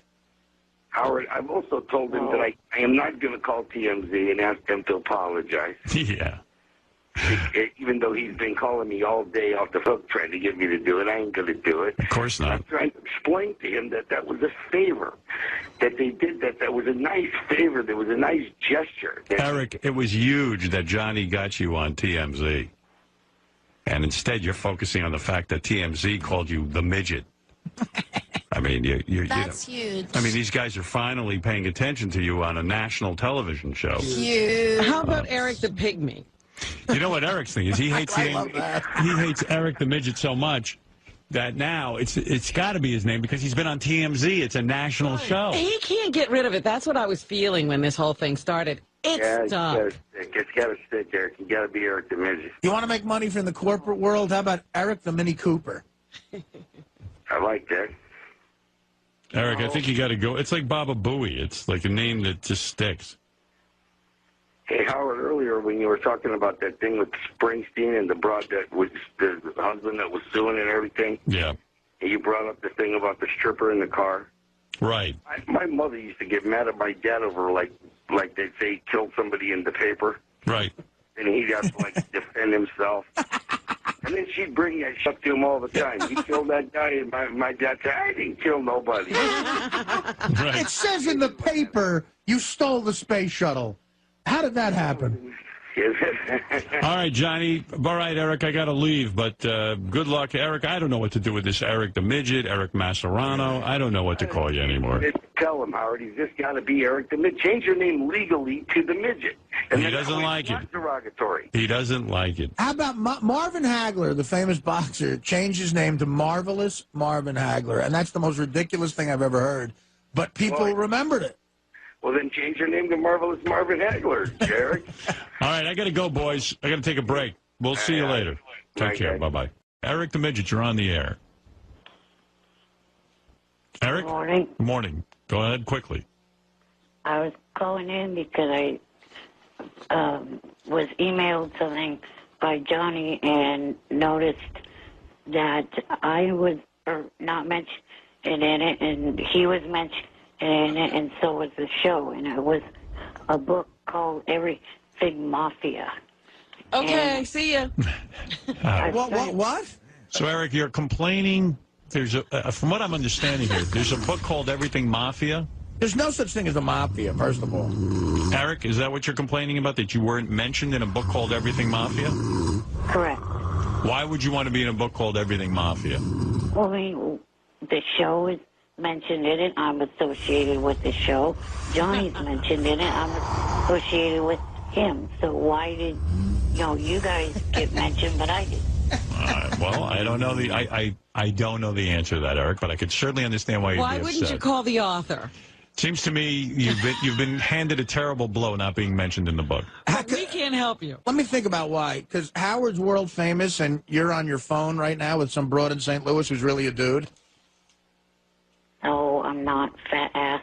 All right, Eric. And now you're like Lou Bolero. You got to call me fat ass. Well, Eric, there it is. You've mentioned the fact that you're not in a mafia book, but what can you do? It's something you'll have to live with. Thank you. Thank God none of us are in a mafia book. Be able to get over that.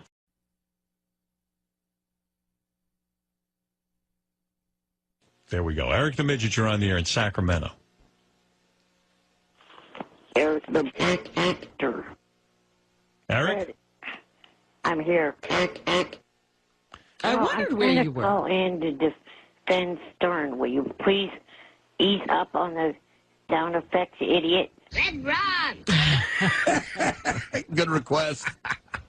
Eric, come on. He'll never ease up on that. Yeah, but what are you defending I'm Humphrey about? fucking footed, you asswipe. Oh, don't say that, Eric. Right. All right, Eric, what can I do for you?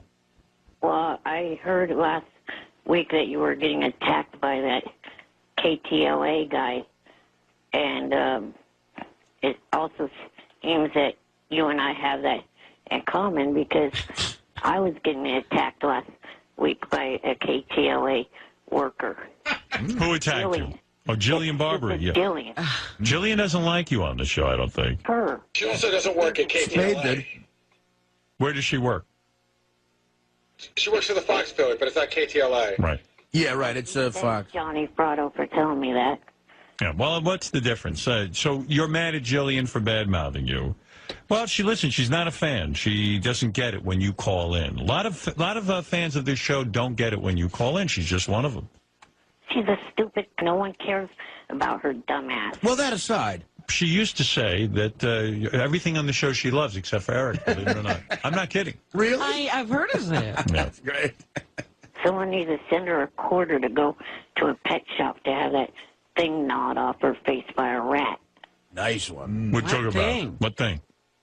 Up by her right eye. Got like a beauty mark or something. Beauty mark. I think it's hot.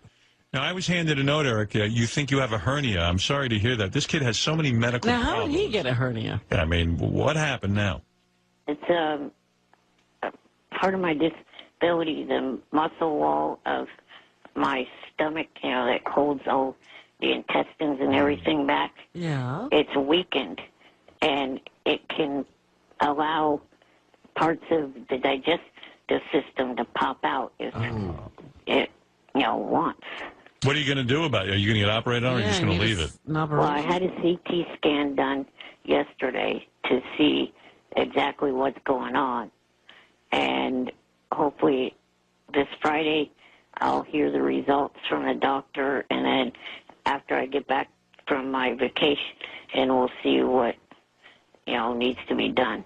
What is a vacation for you? He goes to his parents' boathouse. Or Yeah, but what does he do different? It's going to be a family vacation where I'm going to be going with my parents to the East Coast.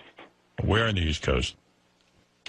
New Jersey, the Jersey Shore. Oh, very nice. Now, listen, I'm worried about you. Are you going to last through the rest of our contract? I can't lose you. I lost Blue Iris. I lost Kenneth Keith. Kenneth Keith Callenbach. I lost Hank the Dwarf. And Jenks is on the ropes. And I think I've lost... Cliff Pallett's gone. Cliff Pallett. I mean, do I have to start making contingency plans, or are you going to hang in there? No, I'm sure after whatever this is gets figured out and gets repaired, I'll be fine. I mean, I've dropped 30 pounds because of it, but that's actually a part that doesn't worry me. It worries my family and friends more than it actually worries me. I kind of welcome the weight loss, but I'm sure Artie would too. Good one. But bye, Eric. We'll see you, buddy. That part doesn't Thanks a lot. worry me at all. It's Take care. the other stuff that's going All right, man. And that's it. We'll see you later. I am worried that Eric is... 30 pounds is a lot of weight for Eric to I lose. thought he weighed 30 pounds. Yeah. No, I weighed about Bye. 5 to 80. How much do you weigh? Now I'm down to 50. Whoa. You weighed what? 75 to 80. 75 to 80. And now you're down to 50 pounds. Mm-hmm. Jesus Jeez, Christ. I wonder what he looks like now. My foot weighs 50 pounds. What do you think mine weighs? Are your bones sticking out? Not really. No? No, he's a little guy. I don't know, man. It doesn't sound good. No, I know. Yeah. I mean, in all honesty, Eric, we hope you're all right, man. Yeah, I'm sure I am. This hernia problem or whatever it is going on in my digestive system's kind of attacked my appetite at times, and that's why I've dropped the weight. Has your rectum ever fallen out? No, Because we heard about that problem. Well, there was a guy who was like had the medical problems like Eric had. That guy used to hang around with Oh, I know who you're talking about. Was it Kid Rock? Doug Beatty. Doug Beatty. Oh, no, it yeah. was Doug Beatty who hung around with Sam Kinison. Sam Kinison. Right. He seemed to have whatever it is Eric's got. He seems to have the same thing. And remember, his rectum used to fall out. Right. But I don't know. And the kid with Kid Rock, I mean, the man with Joe. Kid Rock, Joe. Yeah. He was, I think he had something similar. Right. But your ass has never fallen out. No. So far, so good. So far, so good. All right, Eric. I feel bad that, you're having digestive problems. Yeah, we hope you're all right, Eric. Thank you. Drink green drink. Yeah. Would green drink help? Hurt. I had to drink some nasty crap yesterday for the CT scan. Yeah, I know. That stuff's off. Hey, by the way, Eric, you're a sports guy. How was Artie's performance with Joe Buck on HBO? Be honest. I did not see it. You didn't see it, all You right. haven't checked it out on, well, you can't check it out on YouTube anymore. Yeah, I know. They took it off YouTube. Yeah, I went to see it on YouTube and it was gone. Maybe one day Chris Russo will see it. Why bother with that? Yeah, I mean, she's already commented on it. Yeah, What are you doing? You know what? I know funny. You're not funny. Funny. Michael Irvin, Michael Irvin, the wide receiver. What the hell are you doing? Funny. All right, Eric, thank you. I don't get what that guy means, though, because you have as much relevance now as you did when you were with regular radio. I mean, if you didn't, I wouldn't have gotten a meeting with Robert Mills that I got. That's right. Robert Mills, by the way, big producer. How's that Bachelorette. going? Has he heard from... No. I talked to him last Thursday. What did he say? He said to me that he's going to check with some people at TLC to see if they would be interested in doing a reality show with me. 'Cause, they have Little People, Big World, and The Little Couple. So I guess he can't use you on ABC, but TLC might be a possibility. Right. All right. And you're open to that? Yeah, I would be open to that. I'd hold out for ABC, Eric. Eric, I speak fluent show business, and what that means is off. It does kind of. Yeah, I mean, you got to be careful. Call him again, because when he says he'll check with TLC... Should he call every day, like every hour? Probably call every single hour. Yeah, What did I say about the squeaky wheel? The squeaky wheel gets the show. Yeah, the squeaky midget gets the show. That's me in the Mills. Millsy. All right, Eric. Good luck, and I hope you feel better. Yeah. Thank you. We do. All right, Eric the midget. Eric the actor. Yeah, now, because he's feeling bad, Eric the actor. Eric the actor. Eric the actor.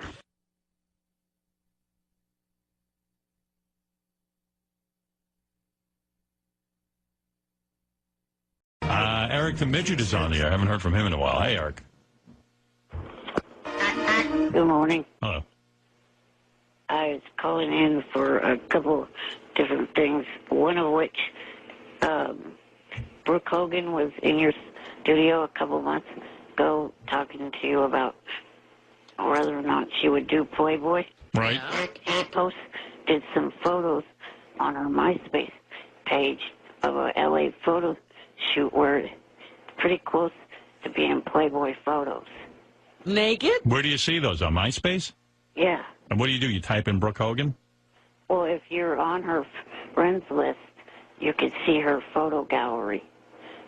And she's about naked? Do you see any titty? Yeah, you see like a side view of her breasts, and she's got her hands over her bare breasts, and she's got like a thong on or something like that on. You see any side nippage? No, because that's not allowed on MySpace. Did you beat so off she's to them? using the hand bra thing. No. So she did a hand bra? Yeah, pretty much. Yeah. Yeah, that sounds good. I'll go take a look at that. Hey, Eric, calling in with something good. See? He saved himself for a month or two, and he had something going Well, on. how's he doing? Is he getting over that lung thing he had? How's your health? It's getting better. I'm on pure oxygen right now. Pure oxygen? I'm always afraid we're going to lose him. I can't afford to lose another one of those, for lack of a better term, Wack Packers. I think he'll be all right. He sounds like he's taking the proper precautions. I've got some more doctor visits to do this month. Poor Eric. Just stay on top of that, man. I bet they'll keep you around a long time. Artie says, take care of yourself. No, I'm saying, it sounds like he's got good people around him. You got good people around you. Always make sure you get to the doctor, right? Yeah. Look at you all concerned. You're usually yelling at him and calling him an listen, asshole. I mean, it's life for it's life or death. I want the kid to be around. You got Jewish doctors, Eric? My cardiologist is Asian. That's good. Oh, they're smart. No, that's good. That's a good group. And my pulmonologist, I think he may be Jewish. I'm not. What's the last name? Do you know? Sankri. Say again? It's Sankri. That don't sound Jewish to me. I can't remember the exact pronunciation, the exact way you pronounce the name. I don't know if I like that name there, but... You're not leaving out a Steen or a Berg at the end? Sure it's not saying Steen? No, it's Sankey. Oh, Sankey. Oh, that could be Jewish. Sankey. Sankey. He's the doc for me. Pulmonologist. And what else? Also wanted to say happy belated birthday to Johnny. By the way, are you going to do anything with, the assignments that you sent him on? Yeah. Oh, he's been out? Oh, we sent Johnny. Yeah, we're probably not going to air those because Johnny... We sent Johnny out to ask questions on the red carpet, Johnny Fratto. Yeah. And Johnny's good. I think he's going to work into something really good. But the problem is, I think people are afraid of Johnny or something. Oh, dear. But also, frightening. But Johnny also, he becomes pals with everyone. And then he's afraid to ask the really embarrassing questions. That's part of a problem that he has to get over. Yeah, Gary said he listened to all of Johnny's stuff. And, Johnny will meet, let's say, I don't know, Brad Pitt. Hey, Brad. I knew your brother who, So he's got used to everybody. Yeah. And then so Brad will talk to him and go, hey, Brad, how you doing? Oh, good, Johnny. You doing all right, huh? yeah. And then he'll ask one nice question. And he got to he'll go who's your favorite porn star? And they'll go, I'm not really into porn. And he'll go, listen, I got to ask you something. You ever, with girls, you ever... hook up with them that time of the month. But the question is, will you bang a chick on her period? Right. And he changes it around. He's being nice. He's being nice. He's too nice. He's trying to be a buddy. Yeah. But I do have to tell you, this is the reason why I think he's going to work out great for us. People seem to like him. Right. Even if you don't know him. I don't think they like him. I think they respect him. I don't know. He buddies up to you right away. He goes up to Joe Montana, and Joe doesn't know him from a hole in the wall, and he goes, Joey, what's happening? Loved you. And he names an obscure movie, and he'll name the character in the movie. I love that movie when you played Jimmy Joe Bob. It's the best. And then they like him right away. Right. And then he won't say to him, do you ever have a chick on her period? Right. So he can't lower the boom once he's gotten through. Johnny ends up partying with them. He asks some tough questions, but not the I call it the knockout punch. Stuttering John, I got to give that man credit. Right. He could stand up in a room and ask the most horrific question in the world, and he could give a shit. Right. And that's a talent. Yeah, it is. He got up at a press conference with Ringo Starr at Madison Square Garden, where it's a room full of Beatle lovers, and he totally insulted them. Yeah. And felt he was entitled to be there. What'd you do with the money? I remember. They booed. Remember, people yelled at him. What money? What money? The money for singing lessons. Singing lessons. Singing lessons. John, I'm going to pretend I didn't hear that question. Wait, that's another thing. John sat with Fred Gwynn at an art gallery. That's the best. That's one-on-one. One-on-one. Really tough. Do you think Van Gogh ever dressed up as Frankenstein? Herman Munster? I don't think I understand the question, John. I got to tell you, for me, my favorite one visually, not so much for radio, but visually, John got Imelda Marcos in a revolving door, and he stopped it. He wouldn't let her out. And then he asked her if she ever farted and blamed it on the family dog. And she's pushing, and John won't let the door go. Yeah, Johnny's got a long way to go. So, Johnny might work into something, Eric, but, he's afraid to ask the killer question. It was his first time out. I thought he did very well, and we're gonna keep working with him. I ask because, that's something that I asked you guys to be a West Coast correspondent You're too nice. You wouldn't ask these questions. The problem, Eric, seriously, the problem with you is that you're not, and I don't mean this as an insult, but you're not mobile. Like, if I called you today and said I'm sending you out this weekend, there's so much involved in getting you to where you have to go. You're like, well, I got doctor's appointments. Like, I need somebody who's in L.A. and ready to go. Yeah. Well, speaking of L.A., you guys have any trips to SummerSlam? No. What's SummerSlam? Is that a wrestling? That's a WWE, yeah. No, we don't have that, Eric. Hey, Diana DeGarmo called us this week. Yeah. She wants to come back on, but is Eric off of her? Are you still into her? Yeah, I also been talking to Jeremy Borash, from TNA. From what? What is he talking about? TNA. Come on, Robin, get with it. Did you know Who's Eric Jeremy speak? Borash. It's obviously a wrestler. He gave me a tour of the TNA wrestling production office. We asked him about Diana DeGarmo. I actually think I understand. He's crowbarring in his own. No, I think I understand this. Yeah. I think we had a wrestler on who brought Diana DeGarmo. Is that what it was, Eric? Yeah, he was part of the group that day. Oh. Right.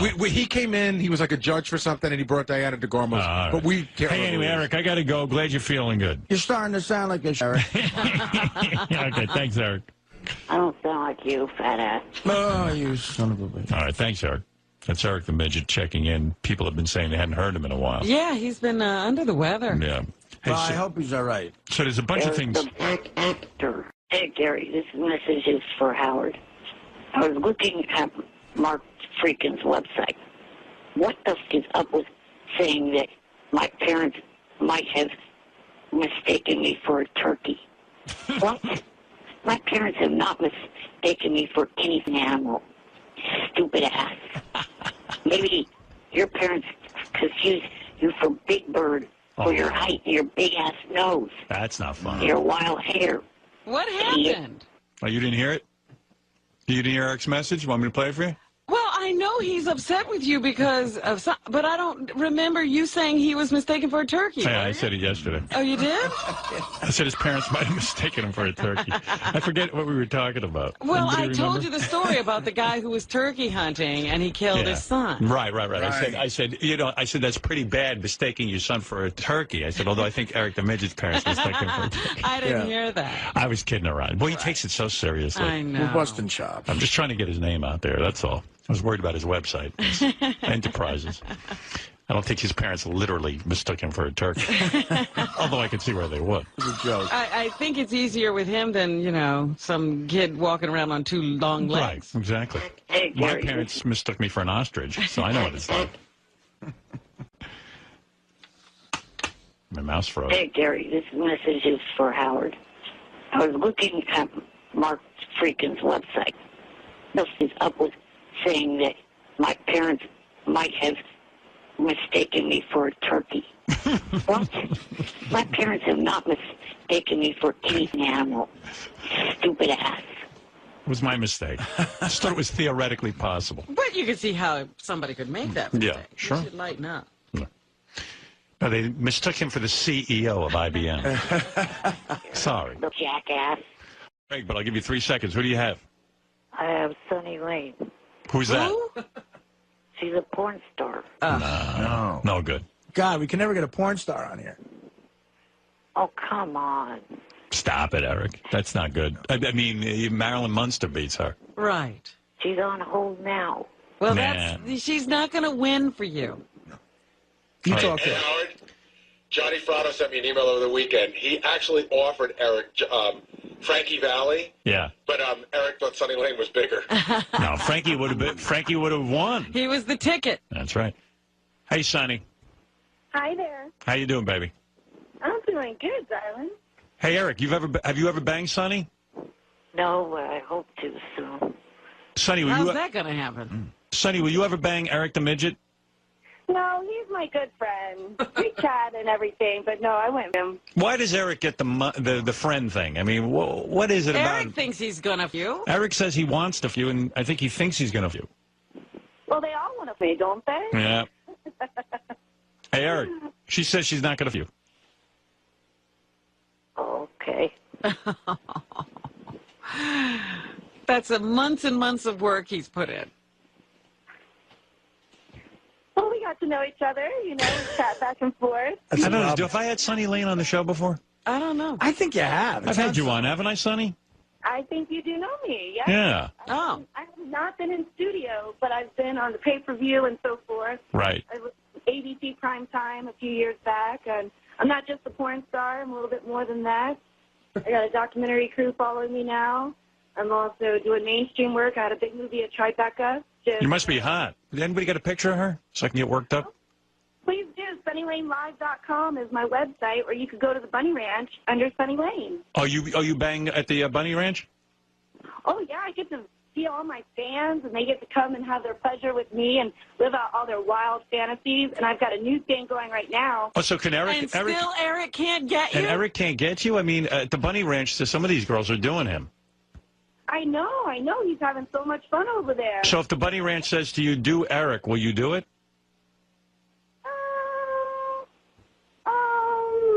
That's a no, Eric. Gee, she doesn't want to do it, Eric. For $1,000?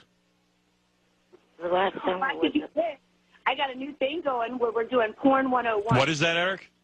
The last time I was up there, I thought you said the next time I visit we could party, which is their term for, bang. Get it on. Did you say that to him, Sonny? Oh, he led me on. He said he was going to come out here for his birthday. Yeah, but, honey, you're leading him on. I mean, you got to... How to do something. A no from a prostitute is a harsh no. It's awful. That's a harsh no. That's about the worst no you can get. Yeah, Eric, I feel for you today. Sonny was almost an Olympic ice skater before she got into porn. Really? And she's managed by her parents. Yes. That's always an unusual thing. In porn. Have you ever rejected a John before at the Bunny Ranch, or is Eric your first? No, I've rejected some, yes. Oh, yes. Can you imagine what these guys must be going on? Tell me what was wrong. What do you turn down? Yeah, what are you turning down? Well, I'm all about, hygiene. Oh, I'm going to throw up. Yeah, well, like what, does the guy come in stinking? Being in porn, we're clean freaks. Yeah. Clearly. So, really, that's the only thing I've had an issue with, or I just throw them in the shower, and then they're good to go. Does Eric seem unhygienic to you? Oh, no. He's just really sweet, and he's always been really nice, and, I've always wanted to ride with him on his wheelchair. That would be fun. So what's the hang-up? Because he's handicapped or a midget or what? No. We've just gotten really close, It's just like in porn. When you have a... Poor Eric. He's getting the friend rap from a prostitute. Don't want them because they're good friends like that. Yeah, but in porn, you're... Well, no, you don't. You're good friends in porn. No? School. No, why do that? That doesn't make any sense. Well, Eric, I hate to break the news to you. I don't think it's going to happen. But maybe if you work her a bit, you know what I mean?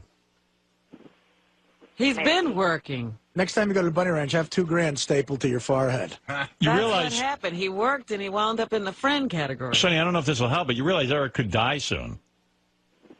No, it's not to that extent. Oh, no? You're not that sick? No, I mean, I've got problems, but they're minor. I'm trying to help you. Tell her you're going to die soon. Yeah. Sonny, Eric's going to die soon. Eric, right? Yeah. Yeah, see? So you have to have some of them. What do you mean your problems are minor? What's his bucket list? All right, listen. I have to go to Stanford this week for a visit to see what's going on, and then I got 2 other doctor appointments. Yeah, Sonny. You see, Sonny? Sonny, why not make his life? Give him a little hand job, something. Well, he gets to see me all the time on my cam show every Wednesday. Oh, boy, a heartless woman. What a way to work in a plug. Blow the kid. He gets to see me on my cam show, which is every Wednesday on. That's everyone who has a computer can do. Right. Some friend you made here, Eric. I'm all alive and in action, Also, But, I was hoping to see him for Dennis's birthday. He's having a big bash out here, but I guess I'm going to be in New York and New Jersey. I'm going to be out your guys' way. Right. All right, hey, Sonny, Eric, I got to go because I got to give a lie detector test to Larry King's wife.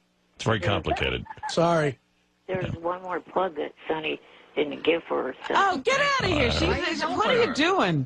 For It's Girl of the Year. Vote for me. because I got the best breast around. I'm all natural from head to toe, and I'm guaranteed to rock your world. Eric does know that. Hey, Eric, I'm going to ask Sean King if she'll do you. Boy, Eric, you're a good friend. Yeah. All right. Hey, guys, I got to go. Thanks, Sonny. Thanks, Eric, and we'll speak to you soon. Bye. All right. All right, take care. Would you do, Eric, the retard? I mean, the small kid. All right, let's take a break. I feel so bad for Eric. Eric is working in her plugs for her, and she's going to do nothing for him. Yeah, what a good friend. That's a friend. Hey, Eric, we haven't spoken to you in a while. How's your health? Good. Can you ever just call me Eric the actor? Eric the actor. All right. In honor of your phone call, I'll call you. Yes, because we've missed you. Thank you. But I'm going back to Eric the Midget tomorrow. Shortly. That's right. But today you're Eric the actor. All right, Eric the actor. What can I do for you?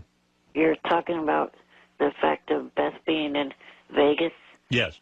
Last week I was in Vegas with my parents, and I went to the Chris Angel show, and she was in the audience.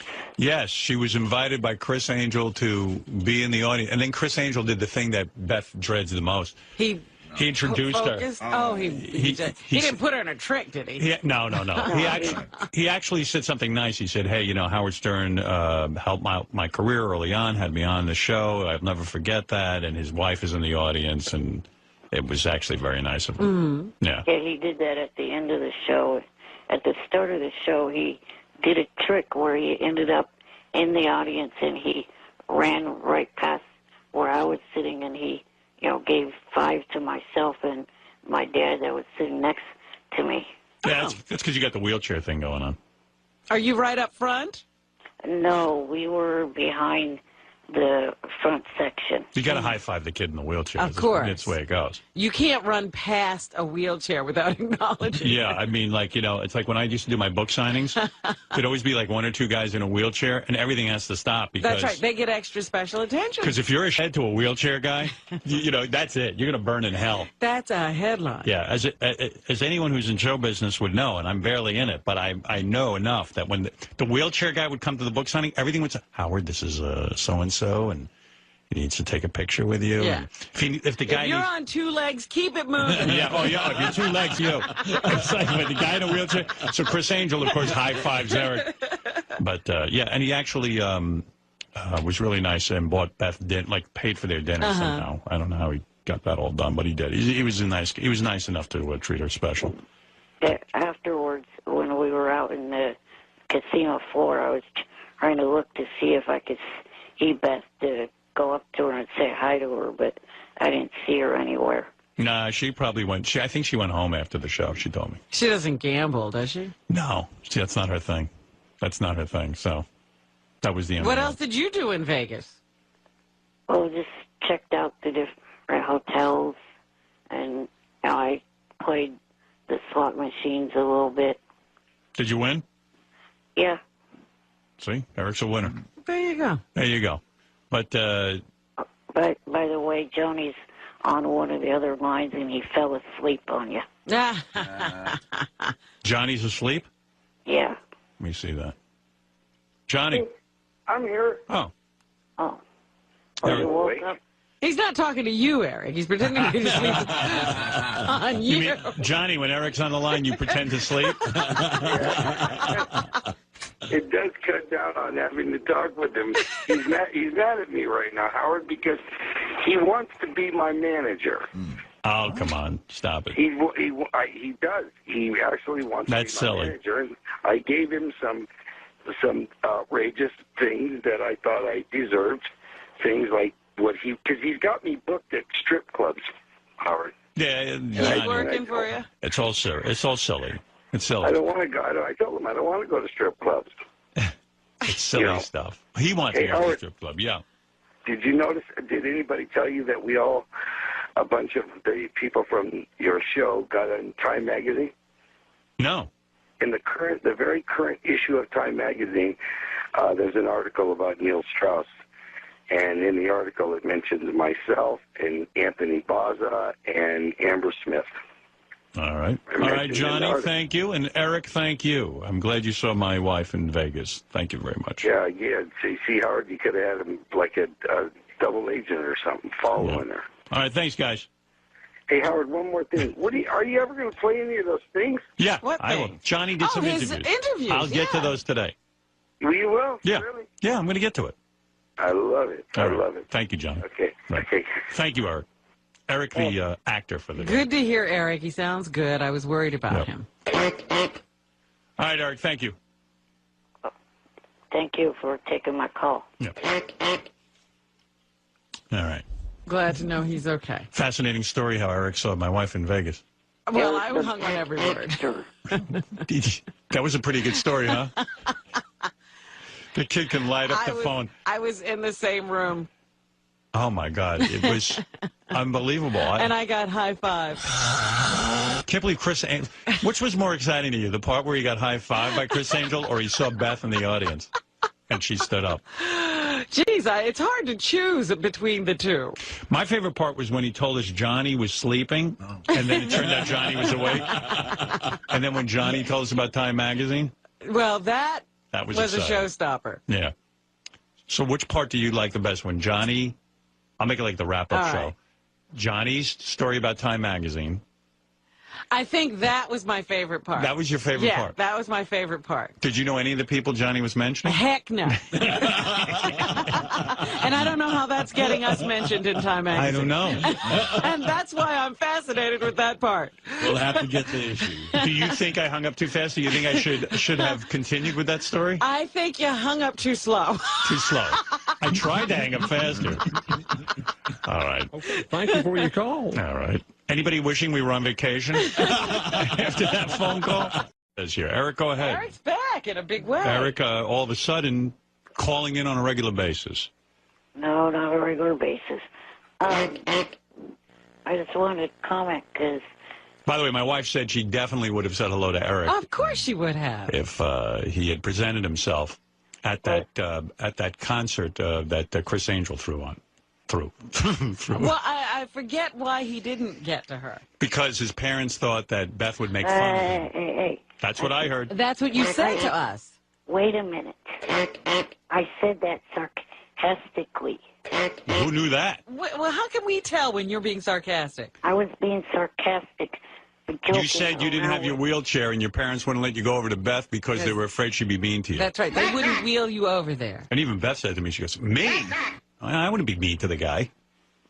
I was joking around. I didn't really mean that. All right. You better do something to show us when you're joking. Yeah, you better put a little disclaimer on it. Also, the other thing was that after I hung up, I read on the internet that you said a comment about, don't you wish we were still on break after taking that call? Why the fuck would you say that? Well, your call wasn't particularly strong. And so I was being sarcastic. Anything else? The other thing is I noticed that you made a little comment about Kelly Clarkson used to be cute. That's right. Give me a break. She gained a few pounds. No, she wants to be a man, according to Howard in the tabloid. No, not according to me. According to a tabloid report I read, that she's beefing up to become a man like Chastity Bono. That's what it says. They speculate that she's trying to become a man. So you can give up on that crush on Kelly Clarkson. Right. If that's true. You'd be better off going after Fred. At least he's thin. Also, this weekend I'm going down to L.A. to be a guest for the pay-per-view Bound for Glory TNA pay-per-view this weekend. Jeremy Borash invited me down to go to the station. All right, Eric. That's something you should Twitter, Eric. Yeah, that doesn't need to be on here. He wanted me to mention it. Well, I'm sure he did. That's how you got invited. Yeah, I invited you, in other words. By the way, Eric getting a couple of negative letters in the email. He's just back and already right. the negative email. Just from his one appearance yesterday, people said, keep Eric off.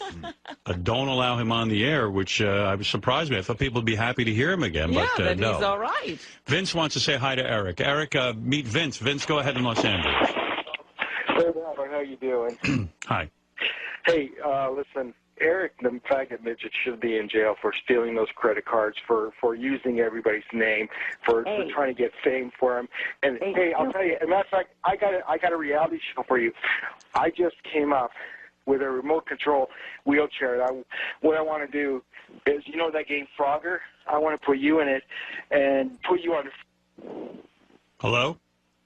Hey, stupid, read the internet called Shaboody.com. Johnny did an interview where he admitted that credit card is a joke. Phone number beginning with the area code or enter your 9-digit account number. Hello? Hey, retard, you can't even work a phone. Vince, something's wrong with my phone. Yeah. You're cutting out, and Eric now claims that anything that went on with sales-related questions. Hey, Howard, I'm going to call you back on another phone. Oh, please. Okay. Eric, thank you very much. Going to call me back on another phone. Eric the Midget, you're on the air. Hello, I'm calling in because in December I'm supposed to be on stage for Artie's show. Is that a definite? Because I heard you might not be able to do it. Artie, Eric says he's been planning his stand-up debut at one of your shows, and now it sounds to him like he wonders if it's canceled. He's seeing his opportunity slip through his fingers. Yeah. Well, is it really a bucket list thing? I mean, are you in bad shape? Is this something that's really that important to you? I'm going to try to clear my throat a little bit. He's pouring it on. Well, that was clearing his throat. throat. That was cute when he cleared his throat. All right, my voice is back. Thank God. Yeah. We all missed it. Not that bad off, but, you know, people make bucket lists after they graduate high school and college. It's just, you know, some to do. Eric, what show are you supposed to perform? Okay, I'll tell you what it is. One of the things that I've been doing and looking at the shows I have, I'm committed to New Year's Eve. Okay. Okay. So I was going to look at the shows where I have to fly because that's extra crazy stress getting back, and especially where I have a week of shows before and a week of shows after. It's nuts. Right. So, you know, the show he's talking about is in San Diego, December 12th, and it's sandwiched by two... Do you think, Artie, now that we know your situation and your condition, that you will be canceling or putting off the San Diego show? You see, now, this is where I feel... So you're starting to feel a little better? You've been medicated? You saw the shrink? Oh, I'm doing great. No, I'm just saying, I'm worried that you're going to get back on this schedule and try to Well, what I want to know from Eric is it more important for him that Artie do the show or that Artie get better? I think. What do you think? I think in Eric's case, he's got it worse than me. Yeah, you know but what I mean? I'm just wondering if he cares if you're better or if he doesn't. Eric, would you understand if Artie canceled the show? I guess I would, but he's talking about he's going through anxiety himself, but he's also at the same time putting Sequoia through a bunch of anxiety. Okay. All right. What is Sequoia? Sequoia's the promoter. Oh. All right. Look, and I'm very sensitive to that, but I'll tell you what, Eric. For you, I will do the show. Don't make any rash decisions, Artie. You have to do what's best for you. Eric, with the pressure tactic, mentioning the word Sequoia. Sequoia. No, Sequoia's that seemed to get you. I mean, I don't care about promoters because there's contracts here. If you cancel 30 days before, you're allowed to do that. Right. So maybe you're better. You're putting Sequoia through anxiety. No, I don't want to make Sequoia upset, but I'm just saying maybe Sequoia would even understand your condition. And I think Sequoia right now is jumping up and down somewhere that his name's been mentioned. Believe me, there's ways to deal with Sequoia, too. I could do a local show for him that he could promote, and I'll do it for free. He could just take all the cash. Oh, wow. Well, I mean, I don't know. Eric, do you understand that Artie might not be able to do the show? Yeah. Okay. I mean, that's cool. Another disappointment in Eric's life. Hey, Eric, what if I... Okay, here's in Eric's life. Eric, what if I... Is it hard? How hard is it for you to travel? Right, just fly him in. How hard is it for you to travel, Eric? Can you get on a plane? No, I mean, it's easy to travel. I mean... All right, well, listen. I'm hoping to travel in December to Florida because, I have a really shitty life. I just spent a whole weekend with the superstars of TNA. All right, I stand corrected. If I could spend a week with TNA, TNT or whatever it is. I know my life TNA is. wrestling. I know. I haven't made a decision yet on the December. I was making a joke. I'm sure your life's fine. I haven't made a decision yet on the December 12th show. All right. But, Eric, let's just if I flew you into a local gig in Jersey and had you do the stand-up there, would that be something you'd consider? Sure. Okay, good. Hey, Artie, if you fly him in, then one of the things is he's got to come in here live, too. Okay, well, you know what? And there's always balloons. Yeah, we're flying that sucker. Good. All right, Eric, the answer is Artie feels your pain. He seems to be compassionate. He understands wanting to break into stand-up. And, Eric, I know you want to break into stand-up, but, understand. I want to break out of stand-up. Understand that maybe Artie will say his act. Listen, understand the man has, mental problems. And let's be honest. I mean, you could be sympathetic, Eric. You don't call up the guy saying he needs to cut his schedule, and right away you're putting something back on. Yeah, but I'm asking a kid with no legs and a wheelchair to be sympathetic. He can still have some understanding. Fat ass. I don't. Oh, come on. You're going to. Cut off. Semantics. Come on. All right, he has legs. All right. He's club-footed, though. Right? Probably beat me in a race. Yeah. All right, Eric, we hear your pain and understand. And I haven't made a decision yet on December 12th, but if in the awful situation for Sequoia and the whole world that I don't do it, we will make arrangements to fly it to a local gig. And then you come into the show. There you go, Eric. Artie's on your side. Thank you. Can't believe he calls in with a demand immediately. I know. Thank you. Whew. I see a note here that Eric the Midget wasn't finished with his talking points. Oh. So here we go. Yes, Eric. I also wanted to comment on something you said yesterday during the interview with Sharon Osbourne and Cyndi Lauper.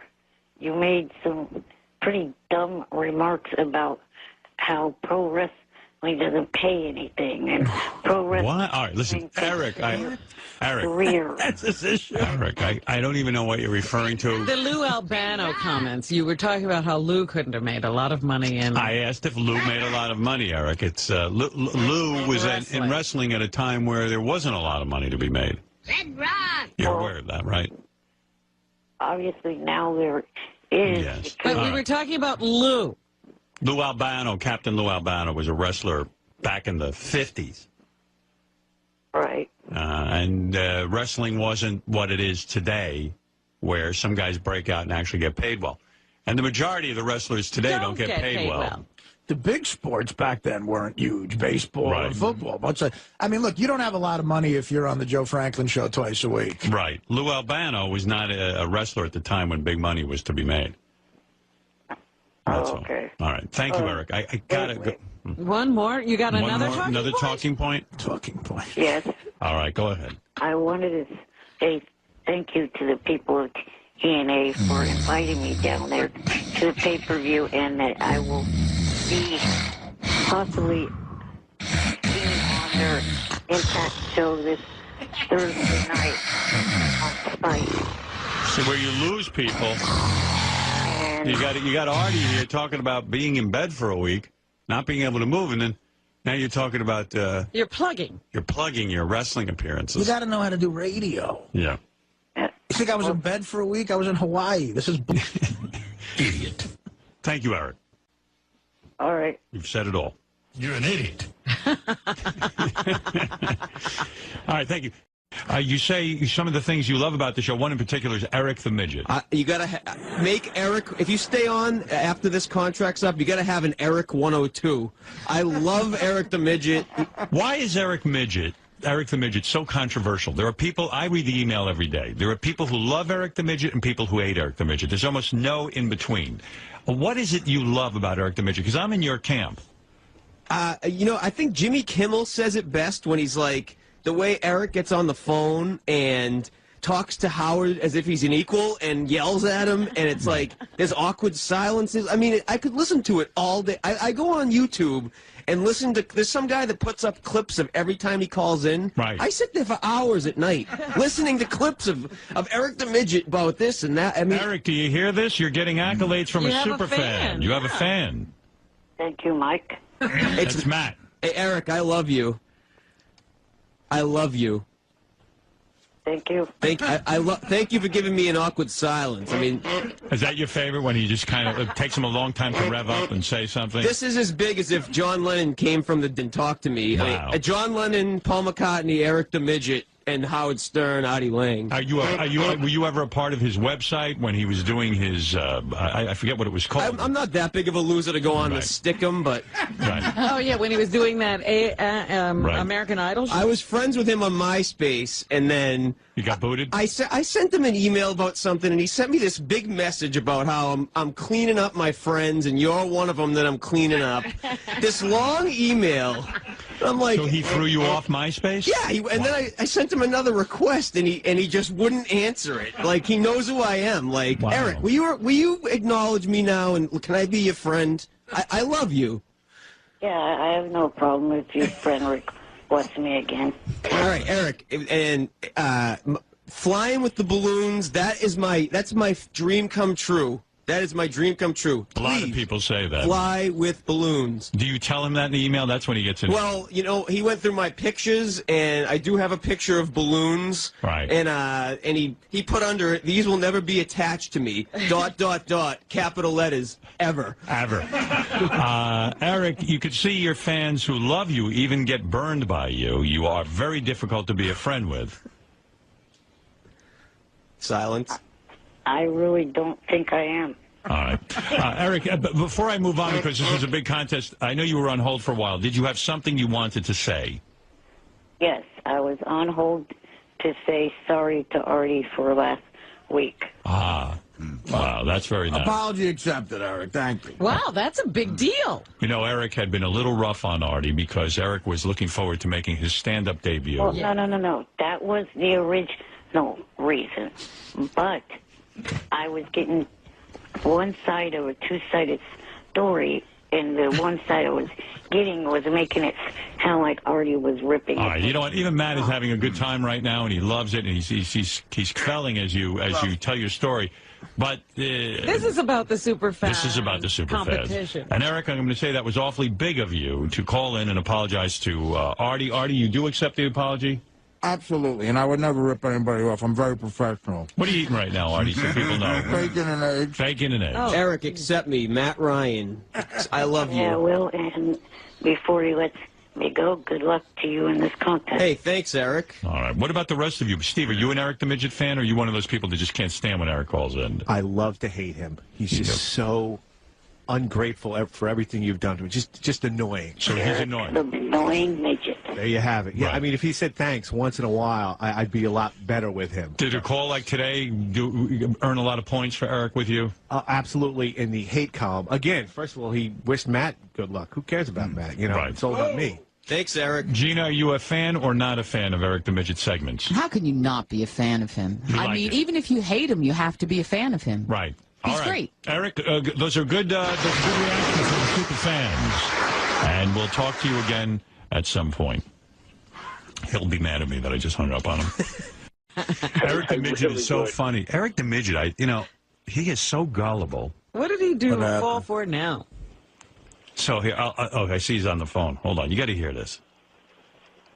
Eric, you must be retarded. No, I'm not. You definitely retarded. No, I'm not. I'll tell you why you're retarded.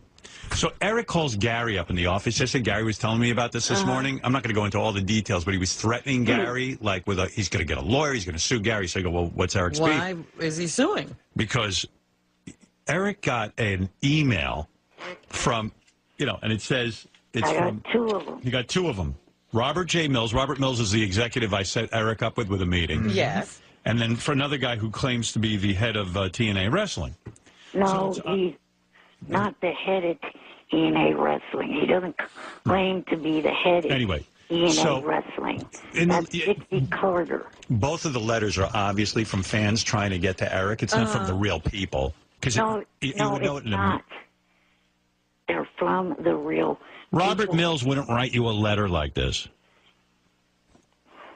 Yes, he would. It was right from him. Oh, God. Because it says Robert Mills? It was from his email address. I just didn't include that in the email I forwarded to Gary. Anyway, so it says Gary on the wrap-up show, he thinks, he doesn't like Eric. Thinks Eric's an ingrate. Oh, yeah. So now Eric wants to sue Gary because now Robert Mills and this other guy from TNA Wrestling doesn't want to hire him because of what Gary said. First of all, I don't even think of these are really from those guys. Right. That's number one. It is really from both of them. Eric, didn't it strike you as odd that both letters are almost exactly the same wording? They both say, I think Gary's a very honest guy and I trust his opinion. I mean, somebody wrote the same exact letter to you from two different companies. You're a retard. No, I'm your ass. I'm not retarded in any way, shape, or form. There's no way I believe that these letters They're are from not going to waste their time with letters and like besides, that. And besides, Gary's allowed to have his opinion about you. You can't sue him for having an opinion about you. It's his fault. It's the tabloids saying a celebrity is gay when he's not. Oh, so saying you're an ingrate is the same as saying you're gay? Only somebody gay is different than having an opinion about somebody. You can't have an opinion that somebody's gay. Well, you can. Saying that I don't have any compassion for others and shit like that. You could say that. That's up. It might be up in your eyes, but it's not illegal. Thank you, Robin. It's libel. No, it I'm isn't. not really. Just like the tabloids saying that someone's gay when they're really not. That's Would you rather we call you gay?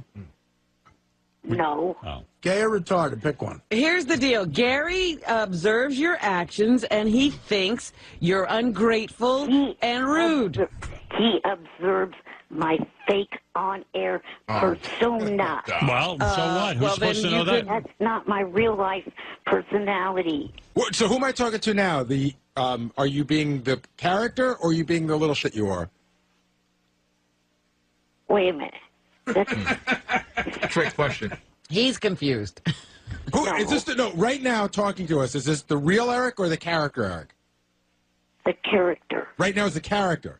So then I shouldn't be worried. Eric, I'm begging you, don't take whatever you get from Social Security. It's probably not a lot of money. Please don't waste that on Listen a to lawyer. what Robert Mills wrote to Eric the Midget. Johnny's going to help me with that. I've been considering you for some different projects that I've heard about going on here at ABC and Disney, but because of what Gary has been saying about you, I've thought better of it. Gary seems like an honest person that is a good judge of a person's personality, and I don't think that your personality will work well with Disney or ABC. Sorry, I was going to have you try out for at least 4 good projects, including being the voice of an elf in the ABC special Prep and Landing. Please don't call my office anymore or email me. Signed, Robert Mills. It sounds official. Wait a minute. Maybe it is Robert Mills. Are you calling him and emailing him a lot? Oh, of course he is. Yes. Yes. Oh, dear. Poor Robert. Are you kidding? Once I said Eric, I told Robert, I said, if I set you up with Eric, you're never going to get rid of it. You have a friend for life. I said, it's like herpes. Worse. There aren't that many outbreaks in herpes. Right, herpes maybe a couple times. With Eric, the outbreaks every day. It's like chronic acne. Eric, you're like chronic acne. You just keep coming back every day. Every day. So Eric's claiming he has 2 personalities like Robin. Robin uses the same excuse. I have to say. Let's see what Jeremy Borash wrote you. Gary's been talking about your personality lately on the shows. I'm rethinking the offer. I was going to... This isn't for real. Oh, Eric, you're being silly. It is for real. If what Gary's been saying about you is true, which he seems to be a good judge of character, I don't think that will work out. Exact same letter. To have you working with us. No, it's not the exact. Please stop text messaging me, emailing me, tweeting me on Twitter. Also, on behalf of the others on Twitter, please stop tweeting to them. You'll notice that they've been ignoring you, and now you know why. It's not the Jeremy Borash writing them. It's so silly, Eric. Something wrong It with really is. you. You might be retarded. No, I'm not. All right, if you're not retarded, what's... I will take any test out there. He's not retarded. He's of low mental capacity. Is he? No, I'm not, you asshole. All right, what's... let me give you a math question. What's 8 times 12? Oh, geez, you're going to hit me with that when I just woke up less than a half hour ago. I love how people blame not being able to do math on waking up. Everything's because they just woke up. 8 times 12. 8 times 12. He's going on his computer now. I know. Yeah. I told you, it's a little diminished. Got to do it in your head. 8 times 11 is 88. Go ahead. 12 more, or 8 more than that is 76. That's right. 76. What? You went from 88. You subtracted, dude. Oh, no, that's wrong. He hit the wrong 96. button on the calculator. 96. Ask the guy who's not the character if he knows. That took you too long, brother. Math was actually my strong suit in high school Well, then we're in trouble. and junior high. Look, Eric, to calm you down, I don't think those letters are legitimate. They are legit. Why do you think they're so legit? You haven't heard from them since? Exactly. Were they writing you every time you email them? No. No. All right. All right. So you haven't, please. Calm yourself down. Nobody's looking for you. Don't sue me, Eric. You don't have a leg to stand on. Shut up, ass. And you should see he calls Gary and writes him and calls him ape face. And, Eric's like really mean. Matt wants to jump in on this. Go ahead, Matt. Hey now. Hey, Howard, can you try the roll call with Eric, first of all? I think that would be great. He can't do roll call. Hey, Eric, you know what? You're a little twerp. When I was on the show a couple weeks ago, and I'm not that much of a loser, but you said you accept me on MySpace, and I know you're all over that, like, pig on shit. You still haven't accepted me, you little jerk. Why not? I've looked at my friend request every day and not seen one from you. Oh, I sent it right after the show that day. All right, guys. Put the balloon picture down, Eric. Come on. I have not declined anyone except for if they've been making fake pages of me. Eric, that's not cool. You're a little. Why don't you come down to Haverhill so we can play softball with you? All right. Enough of that. All right, Eric. You want another shot at a math question so you can redeem yourself? Go ahead. All right. If you use your mattress 9 times a night for 7 nights, how many times have you used your mattress? Shut up. I'm not answering that one. Come on. I'm not answering that. You can mattress 9 times a day for 7 nights in a row. How many times have you mattress? Now, work it out in your head. You can't do it. I told you. Yes, I can. Just count the stains. You'll know. Nobody needs a new mattress. All right. If Artie is mattress 9 times. 9 times 7 is 49. See? I told There you. you go. He smart. Math is your strong suit. 9 times 7 is 49? Oh, wait, no, that's 7 times 7. All right. Oh, crap. See? All right. So what's the answer? I passed all math requirements by 10th grade. This is the math genius? Yeah. By 10th grade, I was finished with all state requirements. Well, maybe they should have let you keep going. Where'd he go to school? In 10th grade, you finished with the minimum requirement by the state to pass a class, and you're bragging? I passed the state competency test on the first try. Most people, I would say the bulk of people pass their classes on the first try. It's the retards that don't get it on the first try. You're going to take that from Baba Booey? Go join one of your relatives in a zoo cage. 9 times 7. You know. 9 times 7. That's like a second grader has to know his times tables between 1 and 10. I didn't start learning times tables like around 5th grade. So then you were in the slower class. I'm quite sure it was at any of the classes. See, Eric, that's why I'm saying a lot of these people fool with you and write you fake emails, and you're falling for it. It's not fake, either one of those. I mean, if math is your strong suit, you're not doing well here today. 9 times 7 is not 49. What if Robert Mills emailed you a letter asking what 9 times 7 was? All right. Well, hello? Okay. You got it yet? 9 times 7? Yeah, I got it. It's 69. Or no, 59. Oh, all right. Well, now you got it. Can he subtract? Hey, Howard. That's not even right, Eric. I hate to tell you. You're getting close. But you're close. Wait. If 7 times 10 is 70. Go ahead. Take 9 away from that. Right. And you get? 61. Holy mackerel. Oh, Eric, you're not doing well. Wait. How? How? You don't take 9 away. You don't know how you get that. No. You took 9 away. Oh, wait.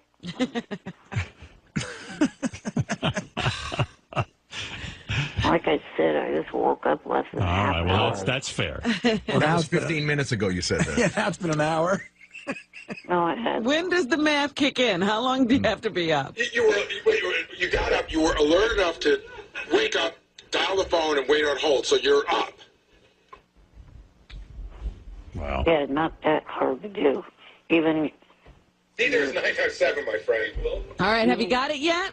What is the answer? Even your 8 relatives can dial a phone half asleep. Wow. Wow. Well, what's 9 times 7? Try again. What time today will you know this? Can we call you back? I don't have the whole show for this. You got people coming in. I know. Give us the answer. You do. 9 times 7. Oh, I don't know right now. All right. Okay. Can you try it again? You almost had it. You were pretty close.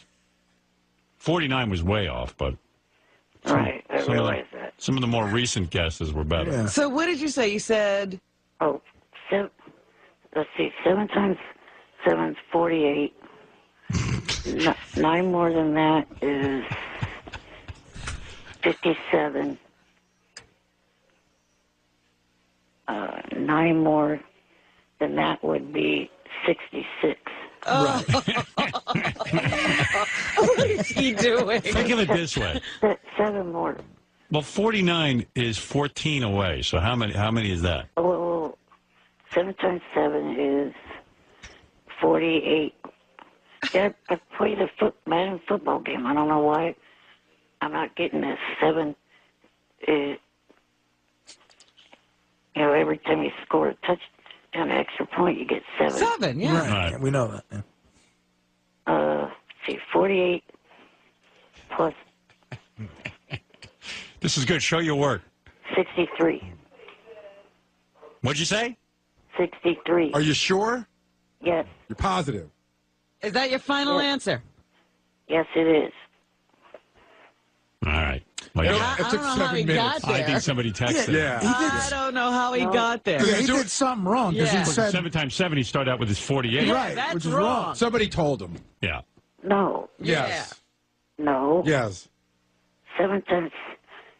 You scored 7 touchdowns in football. It's 48 points. And then what did you do to get to 63? I just added 7 more points to 48. Right. That gives you what? That would give me 56. How does that? No, that doesn't. well, then that's how he got it. Then no, no. He just mistook his way right into the right answer. Listen, he was dancing around it for an hour. He's got to get it. He's got to get He one. tried every other number. Howard, I actually have something I think we can do for Eric. We have a bit coming up, Eric, and I would love to fly you in and a chance to make some money. Go ahead. Can he play? We're doing a bit called Win Sal's Money. Yeah. How do you think he'd do? I think Sal and Eric are probably on the same level. I agree. So it'd be a good test. Yeah. Hell no, I'm not. You want to go up against Sal? Who else is going up against Sal? Well, it's just going to be like Winfred's Money, except it's just one Sal person. versus Eric? Sal versus Eric. How much can Eric win? Probably 5,000. Whoa. Eric, you got to get here. Want to play? Can't I do it over the phone? I mean, no one will help me. It's a game show. Can't do that. It's illegal. Did you American Dreams over the phone? You got to be here. Right. Yeah, because we can't trust that nobody will help you, just like they got you that answer just now. See, well, and because someone just gave him the answer online, I know that. And no. Yeah, because you can't even figure out how to get there. All right, you said 7 times 7 is 48, and then how'd you get to 63? He said plus 7 more is 55. Right. No, well, he said 56. 56, right? So how'd you get to 63? just added 7 more to 56. But how much is 7 times 7? 7 times 7 is 7. Oh, no, you just threw me off. 7 times 7 is 48. Okay. And you added what? Added 7 more, and that's 56. The whole kid. 7 more to that is 63. It's fascinating. Somehow scored another touchdown extra point, and that's 70. So if you're a teacher, he got the right answer, but his work is clearly wrong. Well, what do you do? It's like if he shows his work, I guess you mark it wrong. You might give him a half a point for getting it right by accident. Right. But I think it's great. Like when he said to you that math is his strong suit, didn't you think like, okay, he knows. Just reel this off. I just believe him. Let me ask you, let's see how he would do against Sal. I asked Sal the same question, and he got it wrong. We asked Sal, who was president during the Civil War? Do you know? Abraham Lincoln. See, he'd do better. All right. I think he could beat Sal. He probably knows his geography better. You know where California is, right? Yes, I live there. He and knows. What would geography have to do with the Civil War and a president? Nothing. Nothing. It's another question. We just said you'd probably know geography better than Sal. He doesn't even know where he lives. See, you're so angry, Eric. I'm retarded. No, I'm not. I'm retarded. You say, Eric, do you say you're not angry? No, what Fred was hitting. I'm retarded. Well, anyway. All right, Eric, look, I got to go. If you want to play Win Fred's Money, let us know. With Sal's money. Oh, yeah, I mean, Sal's money. Fred, you'll never win. I'm retarded. No, I'm not, Fred. Stop hitting that. I'm not hitting anything. You're the only one that does the sounds in that studio. I'm not touching anything. How do you know? On Thursdays, it's Benji. Because, Benji actually fills in from time Thursday's to time. Benji Day. Yeah. All right. Hey, anyway, Eric, thanks for the call. I wish you luck. And Gary, I don't know. Your lawsuit doesn't seem to have much merit, but go ahead and sue him if you have to. I'm fucking retarded. I don't even think he could find a lawyer to take that case. Yeah, that's a tough case. Johnny's helping me with it. Right. Johnny probably hasn't heard anything about this. Johnny. Yeah, yes. I showed him the original emails. All right. Hey, I got to go. Have fun with your lawsuit. Later. Hey, tell us if you want to play Win Sal's Money. He's going to have to pay his legal bill. Hey, do you want to talk to Sal real quick? I just, again, he fascinates me. They were quizzing him out there about, who was president during the Civil War and who was in charge of everything.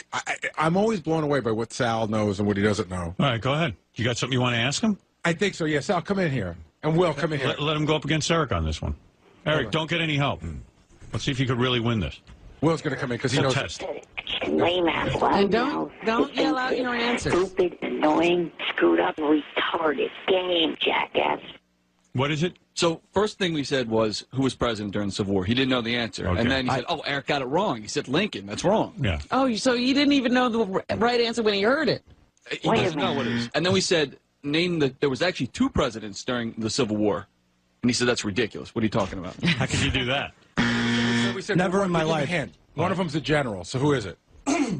Well, never in my life have I ever heard of 2 presidents. I would know that in history. And I said, I think they were generals. So who was the general? General Custer for the South. All right, go ahead. No, Who was the other general? Wait, Eric. I said, Eric, don't blurt out answers. All right, General Custer, and who else? For the North side, if the Civil War was Lincoln, which I think is wrong, I would say Lincoln, but I think it's Washington, General Washington for the North. General Washington was the president for the North, and the president for the South was General Custer. He's clearly goofing. No, he's not. Wait a minute. Yeah, Custer's Revenge. There was a game on Atari, and he was from the South side. That was the Confederate side, right? The South. Okay. And I remember there's General Custer's Revenge from that Atari game. And I know he covered, when you guys broke my balls last time, it was the North versus the South, and I thought the South side was General Custer. And the North was? What happened to General Maybe Custer? Grant was the North side. After his presidency, what happened to General Custer? I think he was, I don't know. I don't know. I think he was killed or something in the war. I don't know. He was killed in the war. I don't know. By the North? The Indians? Oh, yeah. What were the Indians doing in the They're everywhere. You ever go to Dunkin' Donuts? Yeah, those Indians. General Custer, since you are president, I am going to kill you. Not those Indians. Well, if you look, I know the war's in order now. Revolutionary War All right, so was what first. is your final answer for win Sal's money? So Eric can have an idea. Yeah. Can I just tell you? We're looking up Custer's Revenge, this Atari game, and I remembered hearing about this on the news. Howard, it was a pornographic game that was banned. The soldiers were raping Indian women. Yeah, that's why I got it. It was the only Atari game I played. It's where Indians were raped by... Yeah, the women were raped by... being raped by the soldiers. I remember this was banned. I remember there was Indians involved. They were killing the Indians, and the soldiers were raping the Indians. That's why I knew there was Indians involved. Atari put that out? Yeah. Wow. What were they thinking? I don't know. Wait, hold on. I have no idea that was Atari. It was for the Atari 2600. I used to play it. In an Atari game, but I don't think Atari put it out. Oh, okay. Okay. I'm sure some shag at Atari slipped it out. Why do you think it's called Custer's Revenge if he's raping Indians?